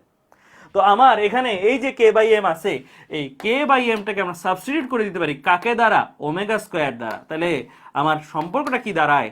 D square Y by DT square plus omega square Y is equal to 0। তাহলে ওমেগা একটা নতুন যে চলক আমদানি হইলো, এই চলকটার পরিচয় কি? এই চলকটার পরিচয় হচ্ছে, তোমরা একটু লিখে রাখো এখানে, এটা সবাই লিখে রাখো, কৌণিক কম্পাঙ্ক। তোমরা তো বলতে পারো ভাই এটা তো কৌণিক বেগ, হ্যাঁ কৌণিক বেগই এটা, আসলে এটা কৌণিক বেগই, কিন্তু কৌণিক বেগ এটা কার কৌণিক বেগ? এই যে সরল দোলকটা যে দুলতেছিল, যেই সরল দোলকের জন্য করতেছি, এই সরল দোলকটা যত কোণে দুলতেছে সেই কৌণিক বেগ। দেখি তো বলতে পারো কিনা এটা সেই কৌণিক বেগ কিনা? এটা কি সরল দোলক যে দুলতেছে, এই সরল দোলকের সূত্রই তো এটা, বা স্প্রিং এর গতির সূত্রই তো এটা, এটা কি এটা কিনা? এটা কার? এটা কার? এটা কিন্তু একটা ভালো প্রশ্ন, কারণ এটা অনেকেই পড়ে বাট জানে না কার। দোলকের বস্তুর দড়ির, অনেকে বলতেছে। আচ্ছা, এই সূত্র কি শুধু সরল দোলক মেনে চলে, স্প্রিং মানে না? এটা সরলচন্দ্রিত স্পন্দনের সূত্র, সরলচন্দ্রিত স্পন্দনের সূত্র কি শুধু সরল দোলক মানে, স্প্রিং মানে না? স্প্রিং মানে, স্প্রিং এ কই পাইলা তুমি? স্প্রিং এ কি কোনো ওমেগা পাচ্ছ? এই যে স্প্রিং, এই যে একটু আগে যে স্প্রিং করছে, এখানে ওমেগা কই? এখানে কৌণিক সরণ কই আছে? এটা তো নিলে বললা। আর এটাতেও কিন্তু বলা ঠিক না, একটু আগে আমার ক্লাস করে থাকলে তো তোমরা জানোই আমরা কত ডিগ্রি অ্যাঙ্গেল নিয়ে কাজ করব। এখানে 4 ডিগ্রি পরিমাণ পর্যন্ত অ্যালাউ করবো, তাই না? 4 ডিগ্রি পর্যন্ত অ্যালাউ করবো, আর এখানে আরেকটা 4 ডিগ্রি। আমরা সরল রেখা, তো এখানে কিন্তু এতটুকু পর্যন্ত কিন্তু তাকে দুলাচ্ছি, এর পাশে কিন্তু দুলতেছে না, সে কিন্তু কোন যে অতিক্রম করতেছে এটা কিন্তু সরল রেখা কৌণিক গতি হিসেবে কনসিডার করতে পারবো না। তার মানে এই ওমেগাটা আসলে এই বস্তুর মধ্যেই নেই। তো বলতে তাহলে এটা কেন আনছেন? এটা সামনে একটা রাশি তোমাদেরকে আমি আনবো, এটা হয়তো 9-10 তোমরা পড়ছো। দশা একটা নাম শুনছিল, দশা, দশার নাম শুনছো? দশা কি ছিল, সংজ্ঞাটা কি ছিল? একটা মনে হয় সংজ্ঞা মুখস্থ করছো, তাই না? তো দশা জিনিসটাকে খালি চোখে আমরা কখনো দেখি নাই। দেখছি? বলতাম দশা একটা কোণ। খালি চোখে দেখছো ওই কোণ রেখে? খালি চোখে ওই কোণকে দেখো নাই। তোমাদের আমি সামনে এই জিনিসটাই দেখাবো যে দশা আসলে কি। ওই দশাটা আসলে কি আমি আপাতত একটা জাস্ট হিন্টস দিই, সামনে কিন্তু আসতেছে, কারণ এগুলো আবার ধাপে ধাপে পড়তে হবে। ধাপে ধাপে না পড়লে তোমার আমি হঠাৎ করে এখানে চলে গেলে কিচ্ছু বুঝবা না। দশা জিনিসটা কি? এই যে গতিগুলো আছে না, এগুলো কিন্তু সরলরেখী, এগুলোর গতিপথ কি সরলরেখী, এটাও সরলরেখা ওইটা সরলরেখা। এই সরলরৈখিক গতিটাকে, সঞ্চিত স্পন্দন গতিগুলাকে আমরা একটা এর সাথে তুলনীয় বৃত্তীয় গতি চিন্তা করতে পারি। মানে একটা কাল্পনিক গতি, আমি এটার সরলরেখায় দুলতেছে, এটার সাথে কাল্পনিক একটা বৃত্তীয় গতি চিন্তা করতে পারি। ওকে, ওই বৃত্তীয় গতিটাকে বলা হয় মানবৃত্ত। মানবৃত্ত সামনে আমি ওটা পড়াবো তোমাদের, মানবৃত্ত কেমনে আঁকে, কতটুকু হয়, কি হয়। এর আগে গ্রাফের আইডিয়া লাগবে, গ্রাফ পড়াইতে হবে। সো গ্রাফটা আমি পড়াই, তারপর ওখানে যাবো। এই যে সরল, এরা কিন্তু কেউই কৌণিক গতি দিচ্ছে না, কিন্তু ওর সাথে তুলনীয়, মানে ওকে তুলনা করা যায়, প্রত্যেকটা গতির এগেনস্টে একটা করে তুলনা করার যোগ্য একটা বৃত্তীয় গতি আছে। এই গতিটাকে আমি একটা কনভার্ট করে ফেলতে পারবো কিসে? বৃত্তীয় গতিতে। কনভার্ট মানে কি? এটা কাল্পনিক, এটা কাল্পনিক, এটা ভার্চুয়াল, এটার কোনো ইয়া নাই, অস্তিত্ব নাই, বাস্তবে কোনো অস্তিত্ব নাই। এই কাল্পনিক গতিটা, এটার সমতুল্য গতি বলতেছি। এই সমতুল্য যে গতিটা, এই গতিটা ঘুরবে, এই যে ঘুরবে, এইখানে হচ্ছে আমার সেই দশা আছে। এখানে যতগুলা কোণ তৈরি করবে, এই কোণগুলার নামই দশা। আর এইখানে সেই এরকে তুলনা করা যায় যে এই মানবৃত্তের সাথে, সেই মানবৃত্তটা যত, মানবৃত্তের কণাটা যত কৌণিক বেগ নিয়ে ঘুরে, সেইটাই হচ্ছে এই ওমেগা। তার মানে তুমি এটাকে সরল দোলকে খুঁজে লাভ নাই, তুমি এটাকে স্প্রিং এর মধ্যে খুঁজে লাভ নাই। অনেকেই এই ভুলটা করে। স্প্রিং এর থিটা যদি দেওয়া থাকে, কোনো সাররাও পেঁচা এগুলো ইচ্ছা করে থিটা দিয়ে দিবে, বলবে সরল দোলকটি কিনারা বিন্দু থেকে মাঝখানে আসতে সময় লাগলো 2 সেকেন্ড, আর কোণের পরিমাণ, কৌণিক বিস্তারের পরিমাণ দিয়ে দিল। অনেকে থিটা বাই টি দিয়ে ওমেগা বের করে ম্যাথ করে পুরাটাই কাটা। বাস্তবে তুমি থিটাকে দেখতেই পারবা না। তুমি দেখতে পারবা কখন? তুমি এইটাকে যখন কনভার্ট করবা, এটার সাথে তুলনীয় মান বৃত্তের সাথে, এটাকে তুলনা করা যায় একটা বৃত্তীয় গতির সাথে, এটাকে আরেকটা বৃত্তীয় গতির সাথে তুলনা করা যায়, ওই বৃত্তটা বা ওই বৃত্তীয় গতিটা যত কৌণিক বেগ নিয়ে ঘুরছে সেটা হচ্ছে ওমেগা। আর ওই বৃত্তীয় গতির মধ্যে যত কোণ তৈরি করে ওই তুলনীয় বস্তুটা, সেইটা হচ্ছে দশা। ঠিক আছে? সো আপাতত এই নলেজটা রাখো, কিভাবে এই মানবৃত্ত আঁকাইতে হয় এগুলো সবই আছে সামনে, এগুলো সবই সামনে পড়বা। এইটার তুলনীয় মানবৃত্তটা আঁকাবো আমরা, এটাকে দেখাই, এটার দিকে তাকাই আমরা, এটা তুলনীয় মানবৃত্ত কত রেডিয়াসের হবে, কত কৌণিক বেগ নিয়ে, এটা আমরা আঁকাই ফেলতে পারবো একটু পরে। ঠিক আছে? ক্লিয়ার? ক্লিয়ার? তাহলে আমরা কি বললাম? এই যে ওমেগা, এই ওমেগাটা হচ্ছে কৌণিক কম্পাঙ্ক, বা লিখে রাখো মানবৃত্তের, এটা আমরা পড়বো ইয়ার টু স্টাডি, মানবৃত্তের কণার কৌণিক বেগ। মানবৃত্ত কি? এই গতিটা জারি হোক সরল দোলকের বা স্প্রিং এর, এই গতিটাকে একটা বৃত্তীয় গতির সাথে তুলনা করা যায়, ভার্চুয়াল কাল্পনিক একটা বৃত্তীয় গতির সাথে তুলনা করা যায়, সেই বৃত্তীয় গতিটার কৌণিক বেগ। ঠিক আছে? ক্লিয়ার? সো এইটা আপাতত মাথায় নিয়ে রাখো, কারণ সামনেই মানবৃত্ত জিনিসটা পড়বা, সামনেই, জাস্ট কিছুক্ষণ পরে, আজকে ক্লাসে বা নেক্সট ক্লাসের শুরুতে, তখনই তোমরা মানবৃত্তটা পড়বা। ঠিক আছে? আপাতত এইটা যতরকম ভাবে লিখছি সেটা একটু নোট করো। আর এই যে সূত্রটা আমরা পাইলাম, এই যে সূত্র একটা পাইলাম না আমরা, D square Y by DT square, Y কি সাম্য অবস্থান হতে সরণ, কণার সরণ, এটা হচ্ছে একদম রিয়েল ফিল্ডে সাম্য অবস্থান হতে কণার সরণ। ওমেগা কি? এই যে বৃত্ত গতিটা আছে, সরলসঞ্চিত স্পন্দন গতিটা, এটাকে একটা বৃত্তীয় গতির সাথে তুলনা করা যায়। ওই বৃত্তীয় গতিটা যত কৌণিক বেগে ঘুরে সেটার কৌণিক বেগ, অথবা এটাকে আরেকটা নাম দেওয়া যায় কৌণিক কম্পাঙ্ক। ওয়াই কি? ওয়াই হচ্ছে আমার সাম্য অবস্থান থেকে কণার সরণ, বাস্তব ফিল্ডে আছে এটা, ইকুয়াল টু 0। এই সম্পর্কটাকে আমরা বলে থাকি সিম্পল হারমোনিক মোশনের ব্যবকলনীয় সমীকরণ। এমসিকিউতে আসে, জ্ঞানমূলকেও আসে, বলতে বলে সরল সঞ্চিত স্পন্দন গতির ব্যবকলনীয় সমীকরণটি লিখো, ক নাম্বারে দিয়ে দিবে সরল সঞ্চিত স্পন্দন গতির ব্যবকলনীয় সমীকরণ। তোমার কাজ কি জানো? তোমার কাজ জাস্ট এই লাইনটা লেখা, এই লাইনটা লিখবা। সরল সঞ্চিত স্পন্দন গতির ব্যবকলনীয় সমীকরণ হচ্ছে D square Y by DT square plus omega square Y is equal to 0। বাস, তুমি একে এক পেয়ে যাচ্ছ। এটা খুবই আসে এই প্রশ্নটা, যে ব্যবকলনীয় সমীকরণটা কোনটা। ঠিক আছে? ক্লিয়ার? তাহলে আমরা এই সূত্রটা কোথা থেকে পাইছি? হুকের সূত্র থেকে। যারা হুকের সূত্র মেনে চলে তাদেরকে কি বলা হয়? সহজসন্ধিত স্পন্দন গতি। তাহলে যারা এই সূত্র মেনে চলে তাদেরকে কি বলা হয়? সহজসন্ধিত স্পন্দন গতি। এইভাবেও আমরা টেস্ট করতে পারি। কোন একটা গতির সমীকরণ দিয়ে দিল, দিয়ে বলল যে এটা সহজসন্ধিত স্পন্দন গতি কিনা। যদি ওই সমীকরণের চেহারাটা ওর মতন হয় তাহলে আমি বলতে পারবো ইয়েস এটা সহজসন্ধিত স্পন্দন গতি। কারণ আমরা জানি এই চেহারার সমীকরণগুলা সহজসন্ধিত স্পন্দন গতি হয়। তুমি বলতে পারো চেহারা, চেহারা বলতে কি বোঝাচ্ছেন?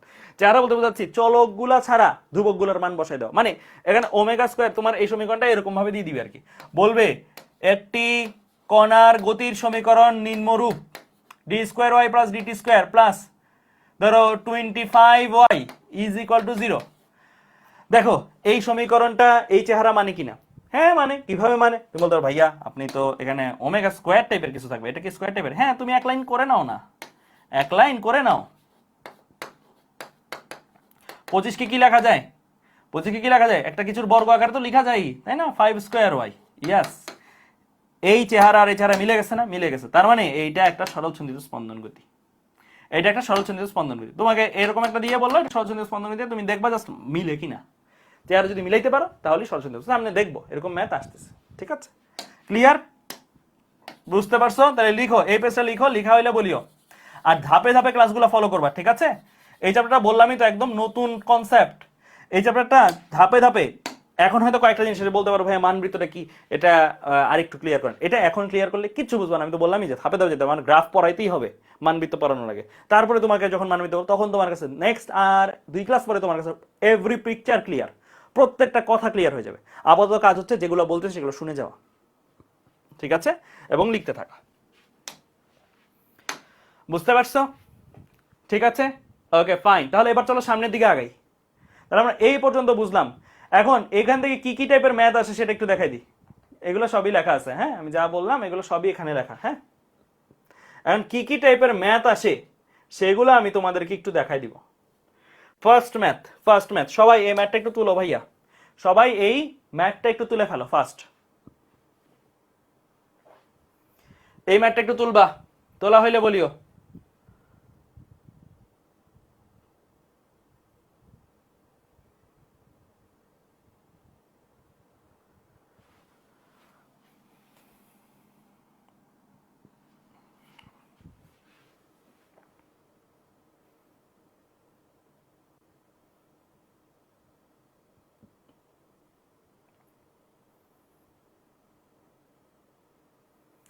কি বলছে? কোন সরলসন্ধিত গতিসম্পন্ন কণার ব্যবকলনীয় সমীকরণ বলেই দিয়েছে। একটা সরলসন্ধিত গতিসম্পন্ন কণার ব্যবকলনীয় সমীকরণ হচ্ছে D square Y by DT square plus 25y is equal to 0 হলে কণাটির কৌণিক কম্পাঙ্ক কত? কৌণিক কম্পাঙ্ক আর কম্পাঙ্কের মধ্যে প্যাচ লাগাবে না। কৌণিক কম্পাঙ্ক মানে ওমেগা, আর শুধু কম্পাঙ্ক মানে এ ফ্রিকোয়েন্সি পড়ছো না? এফ ইকুয়াল টু 1/t পড়ছো। আর পর্যায়কাল মানে টি জানতেছে। তাহলে 1 নাম্বার প্রশ্নটা আমরা করি, খুবই সহজ। এই টাইপের প্রশ্নগুলো যখন তুমি করবা তখন তোমার প্রথম কাজ হবে তুমি বাসা থেকে একটা সমীকরণ শিখে আসছো, তোমার প্রশ্নে একটা সমীকরণ দেওয়া আছে, এই দুটো সমীকরণ একরকম চেহারার বানানো এবং তুলনা করা। তাহলে চলো করি। তো আমরা কি করব? আমরা এই দুটো সমীকরণকে আগে লিখবো এবং লিখে এক চেহারার মতন করে বানানোর চেষ্টা করবো। অলরেডি এখানে আছে, কিছু করার নাই, তাই না? তাহলে লিখবা প্রদত্ত সমীকরণ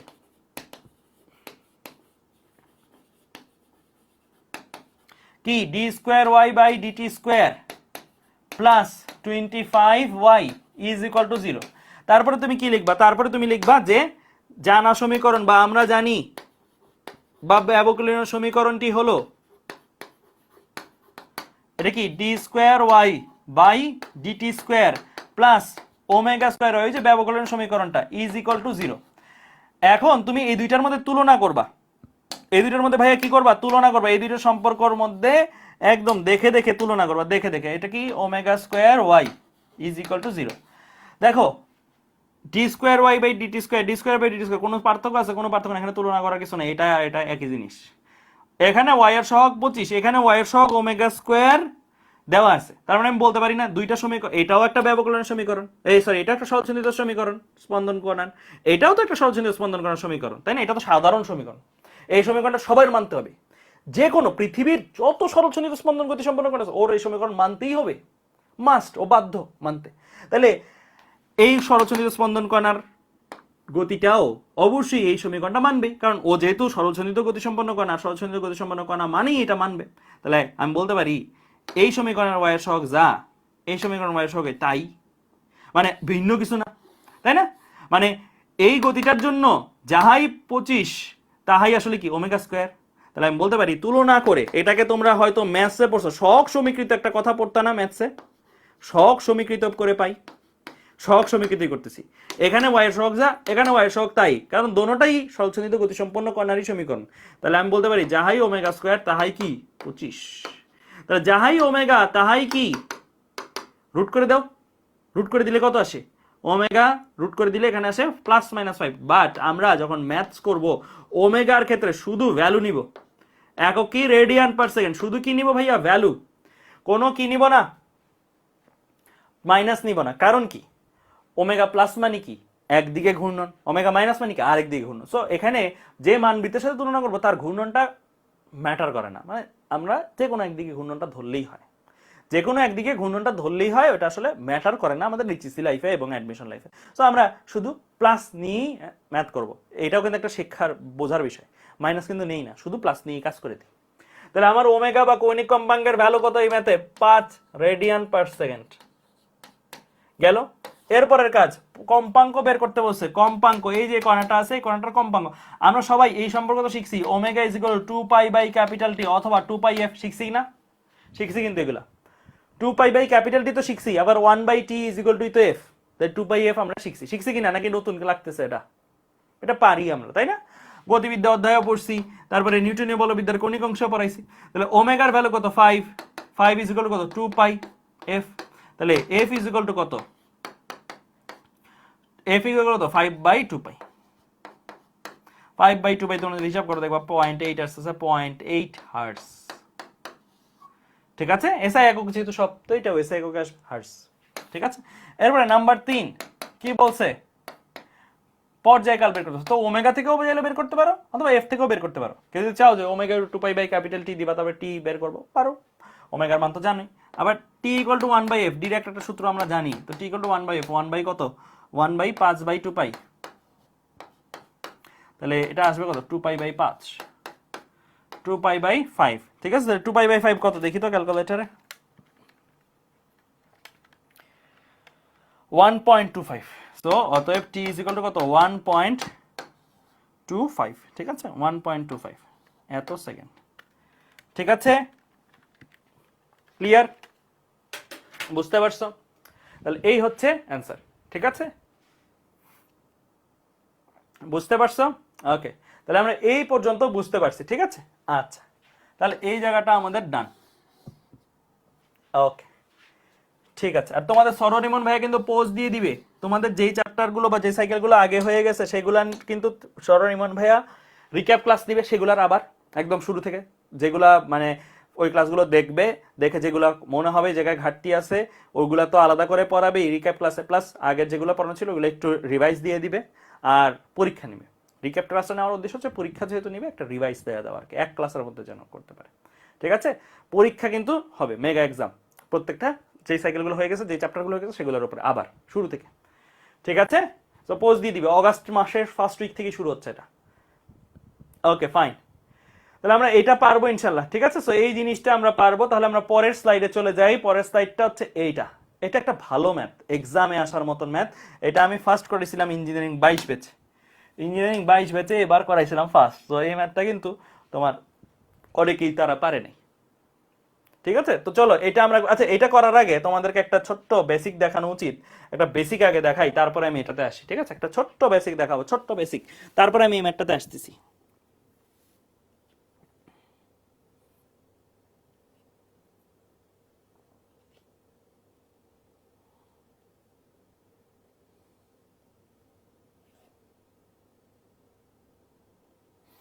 দেখো ছোট্ট একটা বেসিক দেখাবো বলছিলাম, চলো ওইটা দেখাই।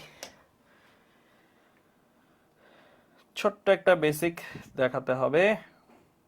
দেখো প্রথমত আমরা omega is equal two 2π/T সূত্রটা শিখে আসছি না, আগেই শিখে আসছি। আজকে একটু আগে একটা সূত্র শিখাইছি, মাত্রা দিয়ে বিশ্লেষণ করে omega square is equal to কি কে বাই এম, দেখাইছি কিনা? দেখাইছি। এটাকে কি লেখা যায়? Omega is equal to root over K by M লেখা যায় কিনা? অবশ্যই লেখা যায়। তাহলে আমরা ওমেগার আরেকটা সূত্র লিখলাম এই চ্যাপ্টারের জন্য, সেটা কি? Omega equal to root over K by m. K হচ্ছে বল ধ্রুবক আর এম হচ্ছে ভর। তাহলে যাহাই 2 পাই বাই ক্যাপিটাল টি তাহাই আসলে root over K by M. এখান থেকে আমি একটা কাজ করি, যদি টিটাকে এক পাশে করে বাকি সব অন্য পাশে পাঠিয়ে দিই, মানে এই অংশ দুইটা আছে না, এই অংশ দুইটা থেকে টিটাকে এক পাশে করে বাকি সব অন্য পাশে পাঠিয়ে দিব। তো টিটাকে এই টিটা এই পাশে যাবে আর এটা এই পাশে আসবে, এটিটা উপরে গেলে উপরে চলে যাবে, আর এটা এই পাশে আসলে কি ভাগ আকারে আসলে কি উল্টায় যায় না?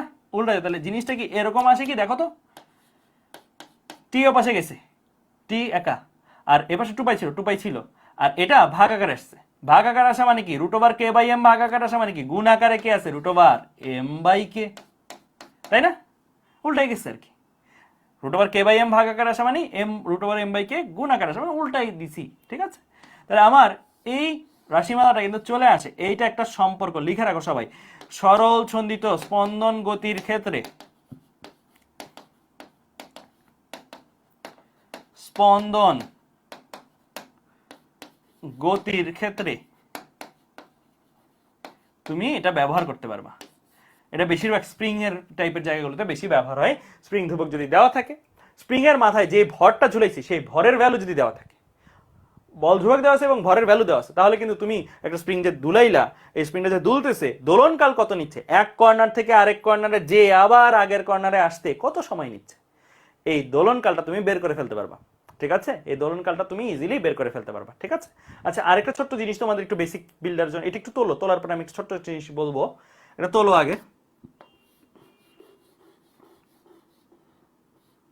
তোলা হইলে বলিও।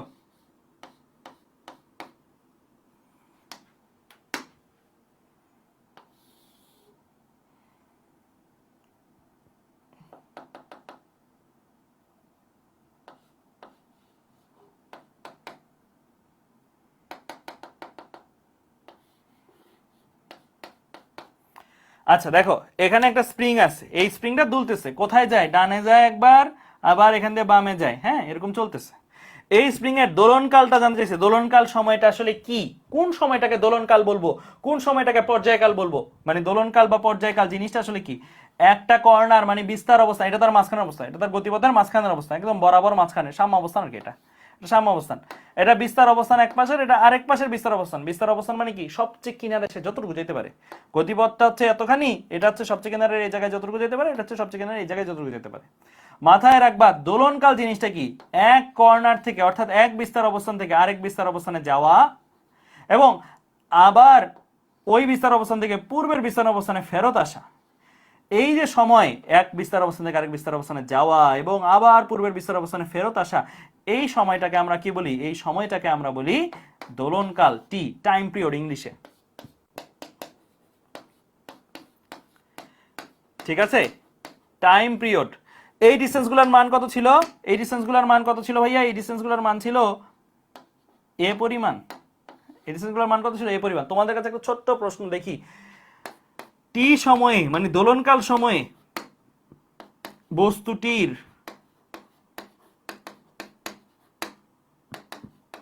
অতিক্রান্ত দূরত্ব কত?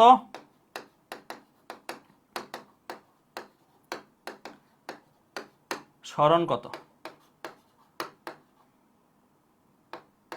বলো, অতিক্রান্ত দূরত্ব কত, সরণ কত টি সময়? টি সময় বস্তুটার অতিক্রান্ত দূরত্ব কত হবে বা সরণই বা কত হবে? দেখো তো, একটা কর্নার থেকে এ পাশে আসছে এ দূরত্ব তো গণ, আবার এই কর্নার থেকে আবার এই পাশে গেছে আরেকটা এ দূরত্ব গণ, দুইটা এ, আবার এখান থেকে মাঝখানে আসছে একটা এ গণ মানে 3টা এ, আবার মাঝখান থেকে এ পাশে গেছে, দ্যাট মিন্স কি আরেকটা। টোটাল অতিক্রান্ত দূরত্ব যদি চিন্তা করো তাহলে 4a, 4টা অ্যামপ্লিটিউড বা 4টা বিস্তার। বিস্তার হচ্ছে কি সাম্য অবস্থান থেকে কিনার অবস্থানের দূরত্ব। সরণ যদি চিন্তা করো, সরণ কিন্তু 0, তাই না? আবার আগের জায়গায় ফেরত আসলে সরণ 0, তাই না? সরণ 0 আসবে। ঠিক আছে? তো এই ছোট ছোট জিনিসগুলো মাথায় রাখিও। ক্লিয়ার? বোঝা গেছে? আচ্ছা, তাহলে আমরা টি এর সূত্রই দেখে ফেললাম যে এই যে দোলনকালটা কত হবে। তুমি যদি জাস্ট এই স্প্রিং এর স্প্রিং ধ্রুবক কত, একটা স্প্রিং ধরে থাকে কত, আর বস্তুটা যে ঝুলাইছো সেই বস্তুর ভর কত, এই দুটো জিনিস জানলেই তুমি এই স্প্রিং এর কি দোলনকাল বের করে ফেলতে পারবে। ঠিক আছে, গেল। এরপরে দ্বিতীয় আরেকটা বেসিক দেখাবো, দ্বিতীয়। তো ওই বেসিকটা আমি তোমাদের একটু দেখাই। ঠিক আছে,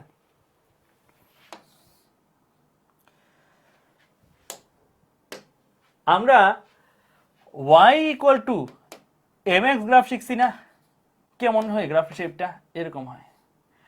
y equal to minus mx graph শিখছি না, গ্রাফটা কিরকম হয়, y equal to minus mx কেমন হয়, y equal to minus mx কেমন হয় বলো, মূল বিন্দু দিয়ে যাবে, মূল বিন্দু দিয়ে কি হবে, এইরকম হয়, তাই না, এইরকম শেপের হয়। y ইকুয়াল টু mx যদি এরকম শেপের হয়, আর y equal to minus mx টা এই শেপের হয়, তাই না, এটা y, এটা x, এটা y, এটা x। আমাদের এই যে মাত্র একটা সম্পর্ক শিখছি আমরা, সেই সম্পর্কটা হলো কি, f is equal to minus K x বা মাইনাস কে ওয়াই, যেটাই বলো, তুমি কে ওয়াইও বলতে পারো, এক্সও বলতে পারো, তোমার ইচ্ছা। এটাকে আমরা বলছি কি হুকের সূত্র। হুকের সূত্রে যদি তোমাকে বলে গ্রাফ আঁকাইতে, কি গ্রাফ, এফ বনাম এক্স গ্রাফ, বল বনাম সাম্য অবস্থান বিমুখী বল বনাম সাম্য অবস্থানতে সরণের গ্রাফ, কোনটা হবে, y ইকুয়াল টু mx এর গ্রাফটা হবে নাকি y equal to minus mx এর গ্রাফটা হবে, y equal to minus mx এর গ্রাফটা হবে। ঢালের মান কত হবে, তুলনা করো, এই সম্পর্কের সাথে তুলনা করো, ঢালের মানটা কত হবে, ঢালের মানটা বেসিক্যালি গ্রাফটা হবে এই শেপের, প্রথমত মূল বিন্দু দিয়ে যাবে, আর ঢালের মান কত হবে, তুমি বলবা যেহেতু এখানে f equal to minus K x, এটা কার সাথে সদৃশ, y equal to minus mx এর সাথে সদৃশ, যেখানে f হচ্ছে কি y অক্ষের রাশি, ফাইন, x হচ্ছে কি x অক্ষেরই রাশি, তাহলে এখানে y অক্ষের রাশি, x হচ্ছে x অক্ষের রাশি। তাহলে এদের তুলনা করে পাই, এখানের ঢাল যদি m হয়, এখানের ঢাল কি মাইনাস কে নাকি শুধু কে, ঢাল কি মাইনাস, এখানে ঢাল হচ্ছে মাইনাস এম আর কি টোটাল, এখানে ঢাল হচ্ছে মাইনাস কে, ঢালটার ভ্যালু কত মাইনাস কে, ঠিক আছে, অন্য কালার দিয়ে দিই, মাইনাস কে। ঠিক আছে, তাহলে বল ধ্রুবক বা স্প্রিং ধ্রুবক যদি তুমি জানো, তাহলে কিন্তু তুমি ইজিলি এই গ্রাফটা কেমন হবে সেটা বের করে ফেলতে পারবো, তাই না। আচ্ছা, এখন তোমাদের কাছে আমার একটা প্রশ্ন, এটা যদি বুঝে থাকো, তাহলে আমাকে তোমরা একটা জিনিস বলবা, এ ভার্সেস এক্স গ্রাফটা কেমন হওয়া উচিত, সাম্য অবস্থানের দিকে ত্বরণ বনাম এক্স গ্রাফটা কেমন হওয়া উচিত বলো, এ ভার্সেস এক্স এর সমীকরণটা কি হবে সেটা আগে দেখো। আমরা তো দেখছি F equal to minus K x, তাই না, F equal to minus K x, তাহলে এফ এর জায়গায় যদি এম এ লেখো, এখানে কি মাইনাস কে এক্স, তাই তো, এ কে এক পাশে করতে হয়, গ্রাফ আঁকার নিয়ম, এ কে এক পাশে করতে হবে, তারপরে বাকি সব অন্য পাশে, সো বাকি সব যদি অন্য পাশে করো, তাহলে কি minus K by M X. ঠিক আছে, তাহলে এ এর সম্পর্ক হচ্ছে এটা, তুমি এটাকে তুলনা করবা, কার সাথে তুলনা করবা, তুমি এটাকে তুলনা করবা y ইকুয়াল টু mx এর সাথে, y ইকুয়াল টু mx এর সাথে তুলনা করে পাই, y ইকুয়াল টু mx এর সাথে তুলনা করলে কি পাও, minus K by M X, তুলনা করলে কি পাও, এখানে যাহাই ঢাল m তাহাই আসলে কি ঢাল কে বাই এম, অতএব m ইজ ইকুয়াল টু, মানে ঢাল, m না লিখে ঢাল লেখো, কারণ দুই পাশে m লিখলে খারাপ দেখায়, ঠিক আছে, ঢাল equal to minus K by M, ঢালের ভ্যালু মাইনাস, ঢালের ভ্যালু প্লাস যদি হয় তাহলে গ্রাফ হয় এই শেপের, ঢালের ভ্যালু যদি মাইনাস হয় গ্রাফ হয় এই শেপের, ঠিক আছে, এটা হচ্ছে ঢাল প্লাস গ্রাফ, আর এটা হচ্ছে ঢাল মাইনাস গ্রাফ। তো তোমার এখানে ঢাল মাইনাস এবং ঢালের ভ্যালু কত, কে বাই এম, তাহলে ঢালের শেপটা হবে এই রকম, যে এই রকম, মূল বিন্দু দিয়ে যাবে, ঠিক আছে, মূল বিন্দু দিয়ে যাবে, ঢাল ইজ ইকুয়াল টু কত, মাইনাস কে বাই এম। ঠিক আছে, ক্লিয়ার, বোঝা গেছে, তাহলে আমরা এই পর্যন্ত বুঝে ফেললাম। তো আমরা এই জিনিসটা আশা করি বুঝবো যে এ ভার্সেস এক্স গ্রাফের ঢালটার মান কত, আর ওয়াই এফ ভার্সেস এক্স গ্রাফের ঢালটার মান কত। ঠিক আছে, ক্লিয়ার, বোঝা গেছে, ক্লিয়ার, আচ্ছা, কেউ কেউ সরলরেখার কনসেপ্টে মনে হয় ঘাটতি আছে কয়েকজনের। সরলরেখার কনসেপ্টটা একটু দেখাই দিতেলে। সরল রেখার কনসেপ্টে কারো কারো ঘাটতি আছে, যেটা বুঝলাম। সরলরেখার কনসেপ্টটা দেখাই দিতাম আরেকটা পেজ দিয়ে। গ্রাফ আঁকা কেমনে আঁকতে হয়, সরল রেখার ইয়াটা কি সেটা দেখাই দিই। প্রথমত তোমরা যখন গ্রাফ নিজে আঁকবা, হ্যাঁ, কখনোই y equal to minus M X এর সাথে তুলনা করবা না। তুলনা করবা কি, y ইকুয়াল টু, এই যেমন এইটা আমি যদি লিখি, যে এইটা পেজটা লাগতেছে তোমাদের এই জায়গায়, বুঝতে পারছি, সরলরেখার এই জায়গাটাতে। বলো তো, এই যে একটা গ্রাফ আঁকাইলাম আমি, এই যে একটা গ্রাফ আঁকাইছি আমি, y versus x graph, y versus x graph. এই গ্রাফটা ধরো বললো গ্রাফের এই সরলরেখার সমীকরণ হচ্ছে y equal to minus 4x। বলো ঢাল কত? দেখি, তাইলেই তোমরা বুঝে যাবো যে তোমাদের আসলে ভুলটা কোথায় হচ্ছে। ঢাল কত বলো? এটার ঢাল কত? এটার ঢাল কত? 4 না মাইনাস 4? এটার 4 না মাইনাস 4? এই যে কেউ কেউ 4 বলে। এর ঢাল 4। 4 ঢাল মানে কি? পজিটিভ ঢাল। পজিটিভ ঢাল মানে কি? ডানে গেলে উপরে উঠবো, ডানে গেলে উপরে উঠবো। ঢালের মানে কি? কোটিদ্বয়ের অন্তর বাই ভুজদ্বয়ের অন্তর। ঢাল পজিটিভ মানে কি? কোটিদ্বয়ের অন্তর, মানে ভুজদ্বয়ের অন্তর একের জন্য কোটিদ্বয়ের অন্তর পজিটিভ। পজিটিভ মানে কি? এক্স ডানে গেলে এটা উপরে উঠবে, এটা ডানে গেলে এটা উপরে উঠবে। ঠিক আছে? তো আমার এই টাইপের যদি বলে গ্রাফ দিয়ে, আচ্ছা এটা কিন্তু প্লাস ঢালের বাই দ্য ওয়ে, এটা কিন্তু ঢাল পজিটিভ, হ্যাঁ, কিন্তু তোমাকে এই টাইপের গ্রাফ দিয়ে যদি বলে, এইটার জন্য যদি বলে এইটার জন্য ঢাল কিন্তু পজিটিভ না, ঢাল কিন্তু এক্স এর সহগ। y equal to M X গ্রাফের এক্স এর সহগই ঢাল। তাহলে এই গ্রাফের ঢালটা কত? এই গ্রাফের ঢালটা হচ্ছে -4। এই গ্রাফটা এটাই না। এই গ্রাফটা আসলে কিরকম? এই গ্রাফটা হচ্ছে এই শেপের। এই গ্রাফটা আসলে কিরকম? এই শেপের, তাই না? এই রকম শেপের হবে। আচ্ছা আমি তো এখানে এটা ভুল আঁকছি, তাহলে সরি। গ্রাফটা ঢালটা কিরকম হবে? এই শেপের হবে, এই শেপের। ঠিক আছে? এই শেপের হবে। তাহলে এটা কি -4। আর এখানে আমার যেটা ভুল হইছে সেটা হচ্ছে আমি লিখছি, এখানে লিখছি এটা, কিন্তু আঁকার ক্ষেত্রে উল্টা আঁকছি আর কি। গ্রাফটা হবে, এটা কারেক্ট করে নাও, এটা কারেক্ট করে নাও সবাই, এই জিনিসটা কারেক্ট করে নাও। লিখছি ইয়া, কিন্তু আঁকছি উল্টা, হ্যাঁ। আচ্ছা এটা এখান থেকে কারেক্ট করতে হবে, একটা মিনিট।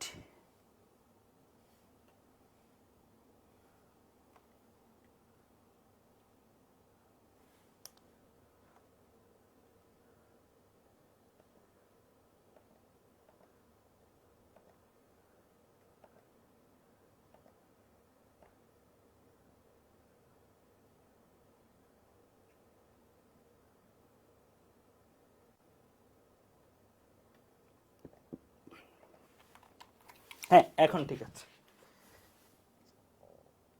এই যে দেখো, আমি বলছি ওইটা আঁকছি পজিটিভ, সরি আমারই মিস্টেক।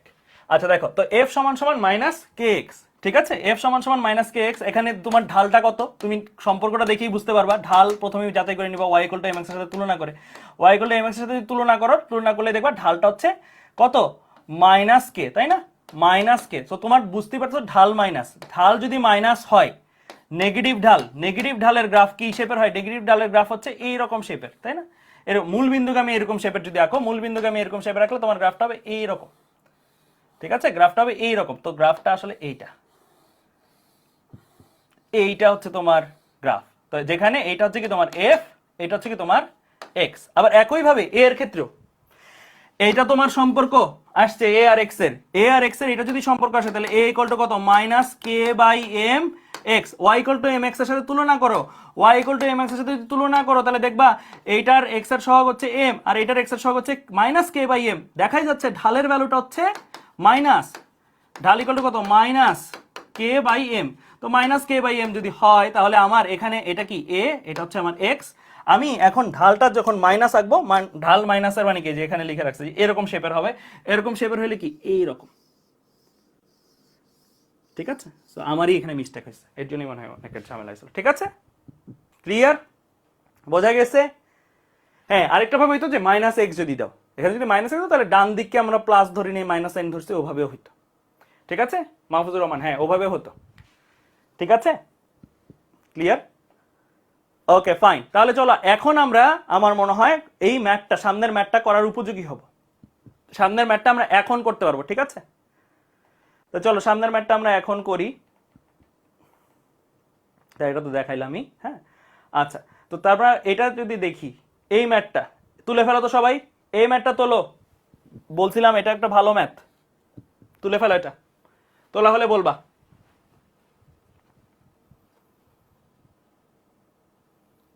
হ্যাঁ, আল্লাহ জয়, নেক্সট মান্থ থেকে এটা হবে উইকলিটা। আগে মেগা এক্সামগুলো নিয়ে তারপর উইকলিগুলো হবে। মেগা এক্সাম হচ্ছে আগের সাইকেল যেগুলো হয়ে গেছে সেগুলোর উপরে। এখানে কি বলছে, 0.01 কেজি ভরের একটি বস্তু x=0 এর সাপেক্ষে সরল দোল গতি সম্পন্ন করছে। প্রযুক্ত বল ও সরণের মান লেখচিত্রে প্রদত্ত গতিটির পর্যায়কাল। পর্যায়কালটা জানতে চাইছি, তোমার কাছে জানতে চাইছি কি পর্যায়কাল। তোলো আগে, অপশন তোলা লাগবে না, জাস্ট প্রশ্ন এবং গ্রাফ, প্রশ্ন এবং গ্রাফ তুললেই হয়ে যাবে।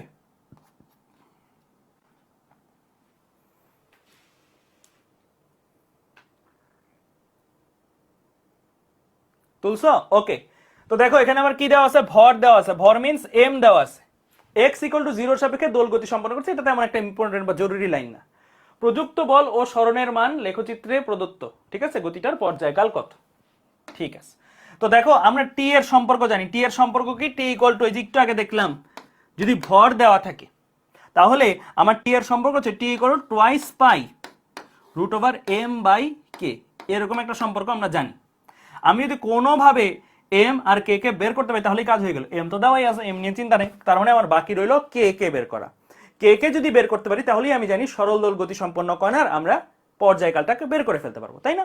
সো আমরা কেটাকে কিভাবে বের করা যায়, এই যে আমার গ্রাফ দেওয়া আছে, কিসের গ্রাফ দেওয়া আছে এটা ভাইয়া, এফ ভার্সেস এক্স গ্রাফ। তোমার ঠিক মনে রাখতে হবে কি জানো, তুমি বাসা থেকে একটা এফ ভার্সেস এক্স গ্রাফ শিখে আসছো, মুখস্থ করা লাগবে না, তুমি দাঁড় করে নিবা পরীক্ষা হলে। তুমি কিভাবে দাঁড় করে নিবা পরীক্ষা হলে, তুমি শিখছো এফ ইকুয়াল টু -kx, এটাকে তুলনা করা যায় কার সাথে, এটাকে তুলনা করা যায় y ইকুয়াল টু mx এর সাথে। যদি তুলনা করি তাহলে যাহাই ঢাল মানে x এর সহগ তাহাই কি -k, ঢালটা যেহেতু মাইনাস তাহলে গ্রাফটা হবে কি শেপের, গ্রাফটা হবে এই রকম শেপের, তাই তো, গ্রাফটা হবে এই রকম শেপের, যেখানে এই গ্রাফের ঢাল কত, ঢাল কত -k। তাহলে এইটা হচ্ছে তোমার শিখে আসা সমীকরণ, এটা কি বাসা থেকে শিখে আসা সমীকরণ এবং সমীকরণের গ্রাফ। তোমার কাছে সমতুল্য একটা গ্রাফ দেওয়া আছে, তোমার গ্রাফ আঁকাইতে হবে না, বাট এই গ্রাফের কনসেপ্টটা যেন মাথায় ভাসে, মাথায় যেন এটা ক্লিয়ার পিকচারটা থাকে এই গ্রাফের। তুমি এই গ্রাফ থেকে শিক্ষা পাইলা যে আচ্ছা এফ ভার্সেস এক্স গ্রাফের যেটাই ঢাল সেটাই আসলে -k। তাহলে এই গ্রাফের এটাও তো এফ ভার্সেস এক্স গ্রাফ, এইটার যদি ঢালটা কোনোভাবে বের করতে পারি আমি, এই গ্রাফের ঢালটা যদি কোনোভাবে বের করতে, দেখি তো বের করা যায় কিনা। ঢাল তো কোটি দ্বয়ের অন্তর বাই ভুজ দ্বয়ের অন্তর দিয়ে আরামসে বের করা যায়, আরামসে বের করা যায় না, কোটি দ্বয়ের অন্তর বাই ভুজ দ্বয়ের অন্তর দিয়ে বের করা যায়। তো তুমি যে কোনো একটা পয়েন্ট নাও, যে কোনো দুইটা পয়েন্ট নাও, ঢাল দ্বয়ের কোটি দ্বয়ের অন্তর বাই ভুজ দ্বয়ের অন্তর দিয়ে যে কোনো দুইটা পয়েন্ট নাও, এইটা নিলা আর এইটা নিলা। এটা নেওয়ার সুবিধা কি, এটাও নিতে পারো তুমি চাইলে, এটা আর এটা কর্নারের দুইটাও নিতে পারো, বাট এটা নেওয়ার সুবিধা কি, এটা তো 0,0 বিন্দু দিয়ে গেছে না। আর এই পয়েন্টের স্থানাঙ্কটা কত, এই পয়েন্টের স্থানাঙ্ক হচ্ছে -0.2, কত 80, তাই তো। তাহলে এই দুইটা পয়েন্টের কোটি দ্বয়ের অন্তর বাই ভুজ দ্বয়ের অন্তর করতে পারবো না, পারবো। কোটি দ্বয়ের অন্তর কত, 80 বিয়োগ 0, আর ভুজ দ্বয়ের অন্তর কত, -0.2 বিয়োগ 0, তাই না, করে ফেলতে পারবো। তার ঢালটা আমি ইজিলি বের করে ফেলতে পারবো। ঢালটা কত আসে দেখো তো, ঢালটা কত আসে, 80 ডিভাইড বাই -0.2 আসে -400 গেল। তো এখন তুমি বাসা থেকে শিখে আসছো এই সকল গ্রাফের ঢাল হয় -k, আর পরীক্ষা হলে বের করছো ঢালটা আসছে -400। তুমি বলতে পারো অতএব প্রশ্ন মতে যাহাই -k তাহাই কত, -400। তাহলে k ইকুয়াল টু কত, 400, তাই না। কে ইকুয়াল টু, বাসা থেকে তো শিখে আসছো ঢালের মান যেটা হবে সেটা হচ্ছে -k, আবার এখানে ঢাল বের করছো সেটা আসছে কি -400, তাহলে যাহাই -k তাহাই -400, তাহলে কে ইকুয়াল টু কত, 400, তাই না। কে যদি পেয়ে যাও তাহলে তো তোমার এই ম্যাথের কাজ হয়ে গেছে। এখানে তোমার বাকি ছিল কে অংশটাই, তো কে পেয়ে গেছো, কে ইজ ইকুয়াল টু বসাই দিবা, এম এর ভ্যালু বসাই দাও 0.01, আর কে এর ভ্যালু বসাই দাও, কে এর ভ্যালু কত, 400। তাহলে তোমার ম্যাথ কিন্তু ডান। তাই টুয়াইস পাই √0.01 ডিভাইড বাই 400। তাহলে আমরা এইভাবে করে ফেলতে পারি। এটার অ্যান্সার কত আসে, 0.0314 এরকম কিছু আসতেছে, তাই না। 0.0314, দ্যাট মিনস আমার ডি নাম্বারটা হবে অ্যান্সার। ক্লিয়ার, বোঝা গেছে। এইটা একটা উপায় এই ম্যাথটা করার। আরেকটা উপায় আছে এই ম্যাথের, যাদের আমার উদ্দেশ্য ছিল তোমাদের গ্রাফ শেখানো, দ্যাটস আমি গ্রাফের মাধ্যমে করছি। বাট তুমি যদি চাও গ্রাফ দিয়ে করবো না ভাই, অন্য কিছু বলেন, গ্রাফ ভাল লাগে না আমার, যদি হয় এরকম, তাও আমি বলবো না গ্রাফ শিখবা না, গ্রাফটা শিখবা, এই পদ্ধতিটাও জানা থাকবে, কারণ বলা যায় না কোন সময় এটাই লাগে। আরেকটা উপায় কি, আরেকটা উপায় হচ্ছে এরকম, ধরো গ্রাফের মাধ্যমে যাব না, আরেকটা উপায়, ভুলে যাও গ্রাফ টাফ সব ভুলে যাও, তুমি জাস্ট একটা ভ্যালু নাও, যে কোনো একটা ভ্যালু নাও, এটা ভাল লাগে, এটা নিতে চাও নিতে পারো, এটা নিতে চাও নিতে পারো, যে কোনো একটা ভ্যালু এটা নিলা, এই পয়েন্টে এইটা ভ্যালু কত 80, মানে কি এফ এর ভ্যালু 80, এই পয়েন্টে এক্স এর ভ্যালু কত, এক্স এর ভ্যালু হচ্ছে -0.2, তার মানে যখন, এটা কিন্তু বিকল্প, ঠিক আছে, এটা বিকল্প, গ্রাফের মাধ্যমে করলাম না, যখন এক্স -0.2 মিটার, মিটার নাই, হ্যাঁ মিটার, মিটারই তো বলছে, ইন মিটার, ঠিক আছে, তখন এফ কত 80 নিউটন, এটাই তো দেওয়া, এই পয়েন্টের স্থানাঙ্ক দুইটা কি সেটাই আমি লিখছি, যখন এক্স এত তখন এফ এত, এই পয়েন্টের ভুজ বরাবর গেছি, কোটি বরাবর গেছি, ঠিক আছে। আচ্ছা, তো আমরা এই যে F equal to minus K x সূত্র শিখছি না, শিখছি, তবে এখানে একটু একটা ব্যাপার করতে হবে, আমি কাকে বের করতে চাই, কে বের করতে চাই, কে কি স্প্রিং ধ্রুবক বা বল ধ্রুবক, কখনো জীবনে দেখছো বল ধ্রুবক বা স্প্রিং ধ্রুবক মাইনাস হয় না, কে বা বল ধ্রুবক মাইনাস হয় না, তো তুমি যখন লিখবা কেটাকে, তখন তুমি এখানে চালাকি করে কি করবা, এই জিনিসটাকে মডুলাস ফর্মে, অর্থাৎ শুধু মান নিয়ে লিখবা, এফ ইকুয়াল টু কে এক্স, শুধু ভ্যালু, আর সেখান থেকে তুমি কেটাকে বের করো, কারণ কি তোমার টার্গেট হচ্ছে এখানে কে বের করা, কে কি রাশি, কে কিন্তু স্কেলার রাশি, তাই না, এফ ভেক্টর রাশি, এক্স ভেক্টর রাশি, কে তো স্কেলার রাশি, তো শুধু মান আসবে, তাহলে আমার কে ইকুয়াল টু কত, এফ বাই এক্স, ঠিক আছে। তো তখন তুমি যখন ভ্যালু বসাই দিবা তখনই তোমার কাজ হয়ে যাবে 80, আর এক্স এর শুধু ভ্যালু নিয়ে বসাবা, তুমি এখানে দিয়ে রাখবা মডুলাস দিয়ে রাখবা, ঠিক আছে, এগুলাতে মডুলাস দিয়ে রাখবা, তো শুধু ভ্যালু বসাবা এগুলাতে, ঠিক আছে, 0.2, তুমি কোনো মাইনাস আসে না, যেন কে এর ভ্যালু মাইনাস আসবে না, কখনোই আসবে না, তুমি মডুলাস দিয়ে করবা এটা, ঠিক আছে। তো মডুলাস দিয়ে যদি করো তাহলে 80 ডিভাইড বাই 0.2, তাহলে আসে কত 400, তো এই তো কেটাই তো বের করার ব্যাপার ছিল, আমি কিন্তু গ্রাফের মাধ্যমে যাইনি, গ্রাফের মাধ্যমে গেছি, গ্রাফের মাধ্যমে যাইনি, খালি মাথায় একটা কনসেপ্ট রাখছি, কে মাইনাস হতে পারে না, এফ আর এক্স মডুলাস হিসেবে বসবে, তাহলে কে এত আসছে, যেহেতু সব এস এককে বসছে, এটা এস এককে আসবে, তারপরে স্টেপ তো সেম, এটা তো সূত্র বসানো, এটা তো আর তেমন নতুন কিছু না, ঠিক আছে, ক্লিয়ার, বোঝা গেছে। তাহলে এটা হচ্ছে আরেকটা উপায়, গ্রাফ থেকে ভ্যালু এক্সট্রাক্ট করে ওই ভ্যালুটাকে ফর্মুলায় বসায় করানো, আরেকটা হচ্ছে গ্রাফ দিয়েই করে ফেলছো, তুমি শিখে আসছো বাসার একটা গ্রাফ, ওই গ্রাফের ঢাল এত, পরীক্ষায় প্রদত্ত গ্রাফের ঢাল এত, কম্পেয়ার করলা দুইটা ঢালকে, দেন তুমি ম্যাথ করলা, ঠিক আছে। তো দুইটা উপায় তুমি আসলে করতে পারো, বোঝা গেছে, ক্লিয়ার, ওকে ফাইন। এরপরে আরেকটা ম্যাথে যাই, চলো এরকম টাইপের আরেকটা ম্যাথে যাই, এটা আমরা পারবো ইনশাল্লাহ, হ্যাঁ, এইটা সরল দোল গতিসম্পন্ন একটি বস্তু কণা, বহু কণা বস্তু কণার লেখো, একটা বস্তু কণার ত্বরণ বনাম সরণ প্রদত্ত লেখচিত্র দ্বারা প্রকাশিত হলে গতির দোলনকাল সেকেন্ড এককে কত হবে, মানে এখানে টি জানতে চাইছে, কেমন টি জানতে চাইছে, বলো এটার অ্যান্সার কি হবে, এটার অ্যান্সার কি হবে,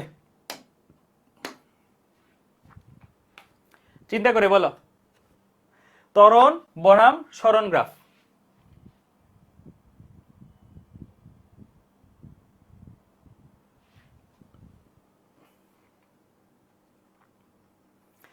টি ইজ ইকুয়াল টু কি, টি ইজ ইকুয়াল টু কি, এই কেউ বলতেছে π/4, কেউ বলতেছে বি, কেউ বলতেছে ডি,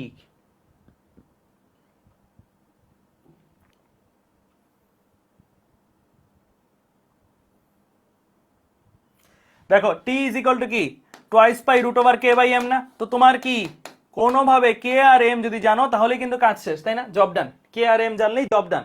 তো এখন এখানে ফার্স্ট অফ অল এইটার জন্য তোমার গ্রাফের যে নলেজটা, সেই নলেজটা লাগবে, এর জন্যই আমি তোমাদের বলছি যে গ্রাফ শিখতে হবে, এমন না যে আগের ম্যাথটা চাইলে আমি একদম শুরুতেই মান দিয়ে করে দিতে পারতাম, কিন্তু করাইনি, গ্রাফ শিখে আসছে, কারণ এই ম্যাথটার জন্য তোমার গ্রাফের কিন্তু কনসেপ্ট লাগবেই। তো তুমি এখন বাসা থেকে কি গ্রাফ শিখে আসছো, বাসা থেকে এই গ্রাফ শিখে আসছো না, যে এ আর তুমি এরকম একটা সম্পর্ক ছিল, F equal to minus K X, and then ওখান থেকে এফ কে যখন এম এ আকারে লিখলা, তাহলে এ ইকুয়াল টু কত, minus K by M X, হ্যাঁ লিখলা। এখন তুমি যদি এই দুইটা সম্পর্কে তুলনা করো, এই a equal to minus K by M X আর y equal to M X, এই দুইটাকে যদি তুলনা করো তাহলে দেখবা ঢালটা আসলে কত, মাইনাস কে বাই এম। তাহলে ঢাল is equal to minus K by M. তো এখন এই যে গ্রাফটা আছে, এই গ্রাফটাই ঢালটা কত, এই গ্রাফটাই ঢালটা কত। আমরা কি শিখছি সবাই, যে এক্স অক্ষের ধনাত্মক দিকের সাথে কোনটাই কি হিসেবে কাজ করে, এক্স অক্ষের ধনাত্মক দিকের সাথে কোনটাই ঢাল হিসেবে কাজ করে, এভাবেও বলতে পারো। অথবা তুমি যদি চাও যে এক্স অক্ষের ধনাত্মক দিকের সাথে সে কোণ করে আছে কত, এখানে কোণ দিলে প্লাস কোণ, নিচে কোণ নিলে মাইনাস কোণ না, অ্যান্টি ক্লকওয়াইজ নিলে প্লাস কোণ, ক্লকওয়াইজ কোণ নিলে কি মাইনাস কোণ না। তাহলে এখানে ঢালের সূত্র এম ইজ ইকুয়াল টু, আচ্ছা এই এম এর সাথে তোমার ঢাল প্যাস লেগে যাবে, বাংলা এলাকাও এটা ঢাল, কারণ এম তো এখানে ভর বলতে একটা রাশি আছে, ঠিক আছে। সো বাংলা এলাকাও ঢাল ইজ ইকুয়াল টু কত, টেন এক্স অক্ষের দিকের সাথে কোণ। হ্যাঁ এখন এক্স অক্ষের দিকের সাথে কোণটা কত করছে, এক্স অক্ষের দিকের সাথে কোণটাই করছে মাইনাস 45 ডিগ্রি, তাই না। এভাবে মাপা যায়। আর কেউ যদি চাও যে এমনি ঘুরে এসে মাপবা পারো, তোমার ইচ্ছা, ঠিক আছে। এইভাবে মাপলে প্লাস দিয়ে লেখাবা, আর এইভাবে মাপলে মাইনাস দিয়ে লিখবা। তাহলে মাইনাস 1045 ডিগ্রি কত, মাইনাস 1045 ডিগ্রি কত আসবে।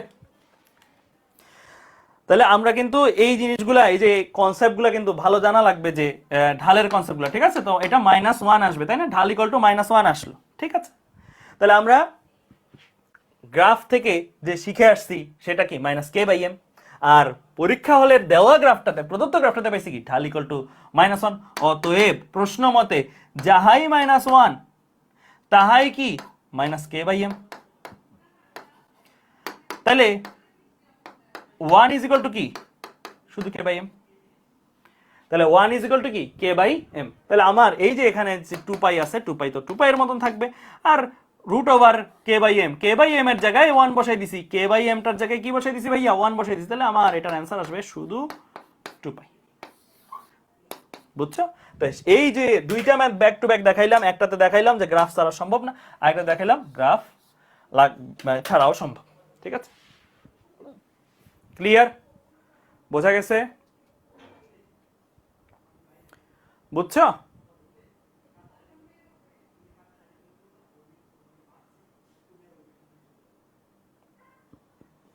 ঠিক আছে, ওকে ফাইন। তাহলে আমরা এই জিনিসগুলো ইনশাল্লাহ করে ফেলতে পারবো। এগুলো আমাদের তাহলে কি মানে সহজ ম্যাথ না, সহজ ম্যাথ, ঠিক আছে। তো এগুলো আমরা পারবো। এরপরে এই ম্যাথটা দিয়ে সবাই এই ম্যাথটা তুলে ফেলো, সবাই এই ম্যাথটা তুলে ফেলো। আজকে আর 3টা এমসিকিউ করবো, এরপরে ছেড়ে দিব। নেক্সট ক্লাসে আমরা হচ্ছে বাকিগুলো দেখবো, ঠিক আছে। একটি স্প্রিং এর এক প্রান্তে 50 গ্রাম ভরের বস্তু সহ 0.70 হার্টজ কম্পাঙ্ক সহকারে সরল চলিত স্পন্দনে স্পন্দিত হয়। স্প্রিংটিকে তার শিথিল অবস্থা থেকে 15 সেন্টিমিটার টান টান করতে কতটুকু কাজ করতে হবে, তখন স্প্রিংটিতে জমা শক্তি কত হবে। তাহলে এখানে কিন্তু কাজেরও একটা ব্যাপার আছে, বের করা যাবে, কোনো প্রবলেম নেই। আগে প্রশ্ন তোলো, তারপরে আমি দেখাই দিচ্ছি। আগে প্রশ্ন তোলো, তারপরে আমি দেখাই দিচ্ছি।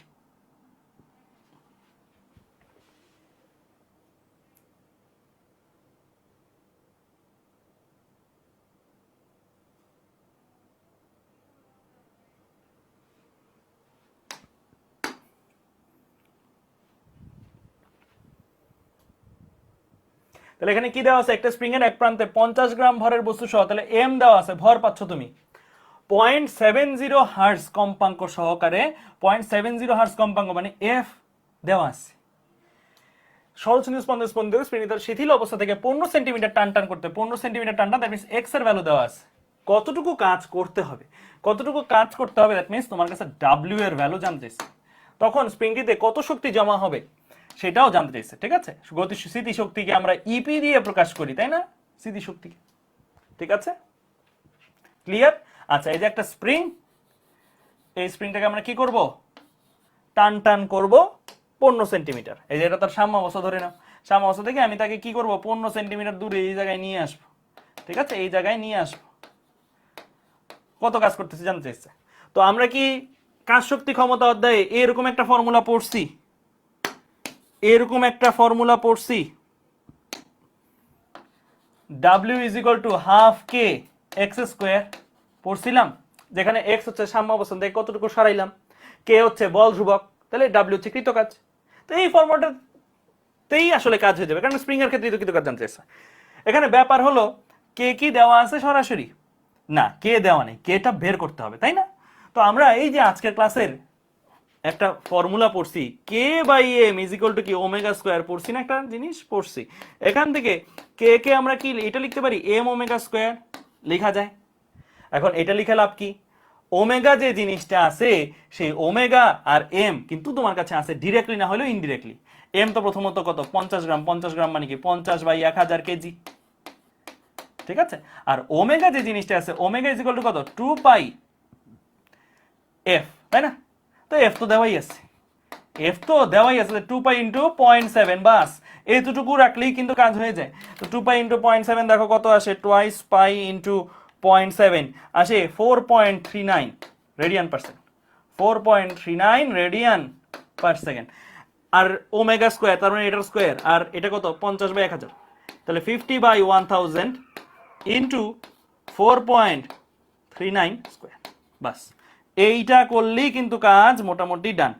তাহলে ইন্টু 4.39 স্কোয়ার, তাহলে আমার ওভারঅল আসে হচ্ছে 0.96 নিউটন পার মিটার। তাহলে এই হচ্ছে আমার কি কে এর মান। তো কে এর মান তো লাগবে না, আমার লাগবে আলটিমেটলি ডাব্লিউ এর মান। তো ডাব্লিউ এর মান বের করি, half k x square, half into 0.96 into x square, x কত 15 সেন্টিমিটার, টান টান করো 15 সেন্টিমিটার মানে কি 15/100 বা 0.15, তাই না? 0.15 মিটার, তো 0.15 স্কোয়ার। তো এটা করে দেখো কত আসে, 0.5 ইন্টু 0.96 ইন্টু 0.15 স্কোয়ার, তাহলে এটা আসে 0.0108 এরকম কিছু মনে হয়, 0.0108 এত জুল। তাহলে এইটা হচ্ছে আমার কৃতকাজের পরিমাণ। এই যে একটা স্প্রিংকে আমি টেনে এই পজিশন থেকে এই পজিশন নিলাম, কত কাজ করলাম সেই কাজের পরিমাণটা আমরা পেয়ে গেছি 0.0108 জুল। আমরা কি এটা বলতে পারি যে এই পরিমাণ কাজটাই কি তার মধ্যে সঞ্চিত শক্তি হিসেবে জমা হয়েছে? আর তো এক্সটার্নাল ওয়ে নাই কোনো শক্তি আসার, এই কাজটাই তার মধ্যে শক্তি হিসেবে জমা হয়েছে। যেই শক্তিটাকে সে সঞ্চয় করে পরবর্তী সঞ্চিত শক্তিটাকে ব্যবহার করে সে ভেতরের দিকে আসবে, আবার দুলতে থাকবে, তাই না? তাহলে তুমি পরের লাইনে লিখে দিতে পারো, আমরা জানি EP is equal to W, সঞ্চিত শক্তি কৃত কাজ থেকেই আসে এবং সেই ভ্যালুটা কত 0.0108 এত কি জুল, ঠিক আছে? বাস শেষ, ম্যাথ ডান, ক্লিয়ার, বোঝা গেছে? তাহলে আমরা এটা পারবো, ওকে? তাহলে এটাও কিন্তু সহজ ম্যাথ ছিল, তাই না? ডাব্লিউ এর মধ্যে কে ছিল, কে দরকার ছিল, কে বের করতে গেলাম, কে বের করতে গেলে ওমেগা লাগছিল, ওমেগাও বের করলাম, ঠিক আছে? বাস এতটুকুই। এরপরে আরেকটা ম্যাথ, এটাও ভালো ম্যাথ, এই যে এটা ঢাবিতে আসছে, এই ম্যাথটা এটা তুলে ফেলো একটু ফাস্ট। এটা ঠিক একটু আগে একটা ম্যাথ করছিলাম অনেকটা ওইটার মতন, একটা D square Y by DT square একটা সমীকরণ দেওয়া ছিল, দিয়ে আমাদের জানা সমীকরণ তুলনা করে ম্যাথটা করছিলাম, অনেকটা কাছাকাছি। জাস্ট এটার তফাৎটা হলো এখানে একটা সহগ দিয়ে রাখছে, তাই না? একটা সহগ দিয়ে রাখছে, that's the difference, but overall বাকি স্টেপ কিন্তু সেম। তো এইটা যখন করবা মাথায় রাখবা, তুমি বাসা থেকে শিখে আসছো কি, তুমি বাসা থেকে শিখে আসছো এই সম্পর্কটা D square Y by DT square, Y বলো বা এক্স বলো একই কথা, এক্স আর ওয়াই নিয়ে প্যারা নাই, এক্স আর ওয়াই কিন্তু সেম থিং, হ্যাঁ? Omega square x is equal two x দিয়ে ধরে লিখলাম, যেহেতু প্রশ্নটা এক্স দিয়ে লেখা। এই চেহারায় আনতে হবে, এই চেহারার মধ্যে খেয়াল করো আমার D square x by DT স্কোয়ারের সহগ কত 1, এটা সহগ কত 1, সহগ যদি 1 হয় তোমার এখানে কি সহগ 1 আছে? না, তোমার এখানে সহগটা 1 বানাইতে হবে। কেমনে বানাবা? তুমি এটাকে তুমি ভাগ দিবা, উভয় পক্ষ, তোমার টার্গেট হচ্ছে এটা সহগ 1 বানাইতে হবে। কি করব আমি? সহগ 1 বানাইতে 4 দিয়ে যদি ভাগ দিয়ে দাও, এটাকে 4কে 4 দিয়ে ভাগ দিলেই তো 1 হবে। তাহলে আমি এটাকে 4 দিয়ে তো একা ভাগ দিতে পারবো না, ওকেও ভাগ দিতে হবে, ওকেও ভাগ দিতে হবে, মানে উভয় পক্ষকে 4 দিয়ে ভাগ করে। তোমার প্রথম কাজ হবে এটা থেকে উভয় পক্ষকে 4 দিয়ে ভাগ করে pi d square x by DT square, 4 দিয়ে ভাগ করছি 1 হয়ে গেছে। 100ও 4 দিয়ে ভাগ দিতে হবে, 100ও 4 দিয়ে ভাগ দিলে 25, 0ও 4 দিয়ে ভাগ দিতে হবে, 0ও 4 দিয়ে ভাগ দিলে তো শূন্যই থাকবে। তুমি ভাগ দিলে, এখন তুমি তুলনা করবা, নাও ইউ ক্যান কম্পেয়ার। এখন তুমি লিখবা তুলনা করে, তুলনা করে দেখো, এটা তো আর কিছু তুলনা করে নেই, সেম সেম মিলে গেছে। এক্স এর সহগ এখানে 25, এক্স এর সহগ এখানে ওমেগা স্কয়ার, তার মানে ওমেগা যাহাই ওমেগা স্কয়ার তাহাই 25, কারণ এটা সন্নিহিত স্পন্দনের মাদার সমীকরণ, এটা সবাই মানবে। এটা হচ্ছে জেনারেল সমীকরণ, এটা হচ্ছে ওই সমীকরণের একটা গতির জন্য ভার্সন। ঠিক আছে, তাহলে এইটা তো মানেই চলবে। তো omega square is equal two 25 দিয়ে ওমেগা ইজ ইকুয়াল টু কত 5 রেডিয়ান পার সেকেন্ড। তাহলে আমরা এটা आंसर হচ্ছে ডি নাম্বার। ক্লিয়ার? বুঝতে পারছো? তাহলে আমরা বুঝতে পারছি এখন থেকে যদি সহগ থাকে, এগুলো কিন্তু আসে কমন প্রশ্ন, সহগ যদি থাকে তাহলে সহগটাকে কি করতে হবে 1 বানায় নিতে হবে। 1 বানায় নেওয়ার জন্য সহগের মান যেটা সেটা দিয়ে ভাগ দিয়ে দিব, উভয় পক্ষকে ভাগ দিয়ে দিলে আমার 1 হয়ে যাবে। ঠিক আছে, এগুলো কিন্তু প্রচুর আসে। এই প্রশ্নটা তোমার একবার দেখাচ্ছি, কিন্তু এগুলো তুমি যদি দেখো প্রচুর আসছে, এই প্রশ্নটা প্রচুর আসে পরীক্ষায়, তুমি পাবাই জীবনে না একবার না একবার পাবাই। ঠিক আছে, এটা আমাদের আজকের ক্লাসের লাস্ট ম্যাথ। এটা আমাদের আজকের ক্লাসের লাস্ট ম্যাথ। বলছে একটি কণার গতির সমীকরণ হলো ত্বরণ is equal to minus bx, যেখানে x হলো সাম্য অবস্থান থেকে কণাটির সরণ এবং b হলো ধ্রুবক, কণাটার পর্যায়কাল কত হবে? তোলো তোলো তোলো প্রশ্নটা তোলো, প্রশ্নটা তুলে ফেলো। ইসরাফিল ইসলাম প্লাস মাইনাস হলো না কেন? ওই যে বলছি ওমেগা জিনিসটা কি, মানবৃত্তের কণার ঘূর্ণন। মানবৃত্তের কণার ঘূর্ণন যদি অ্যান্টি ক্লকওয়াইজ হয় তাহলে প্লাস, মানবৃত্তের কণার ঘূর্ণন যদি ক্লকওয়াইজ হয় তাহলে মাইনাস। আমাদের সব সময় মানবৃত্তের কণার ঘূর্ণন আমরা অ্যান্টি ক্লকওয়াইজে কনসিডার করি এইচএসসি এবং অ্যাডমিশন লাইফে, দ্যাটস ওয়াই।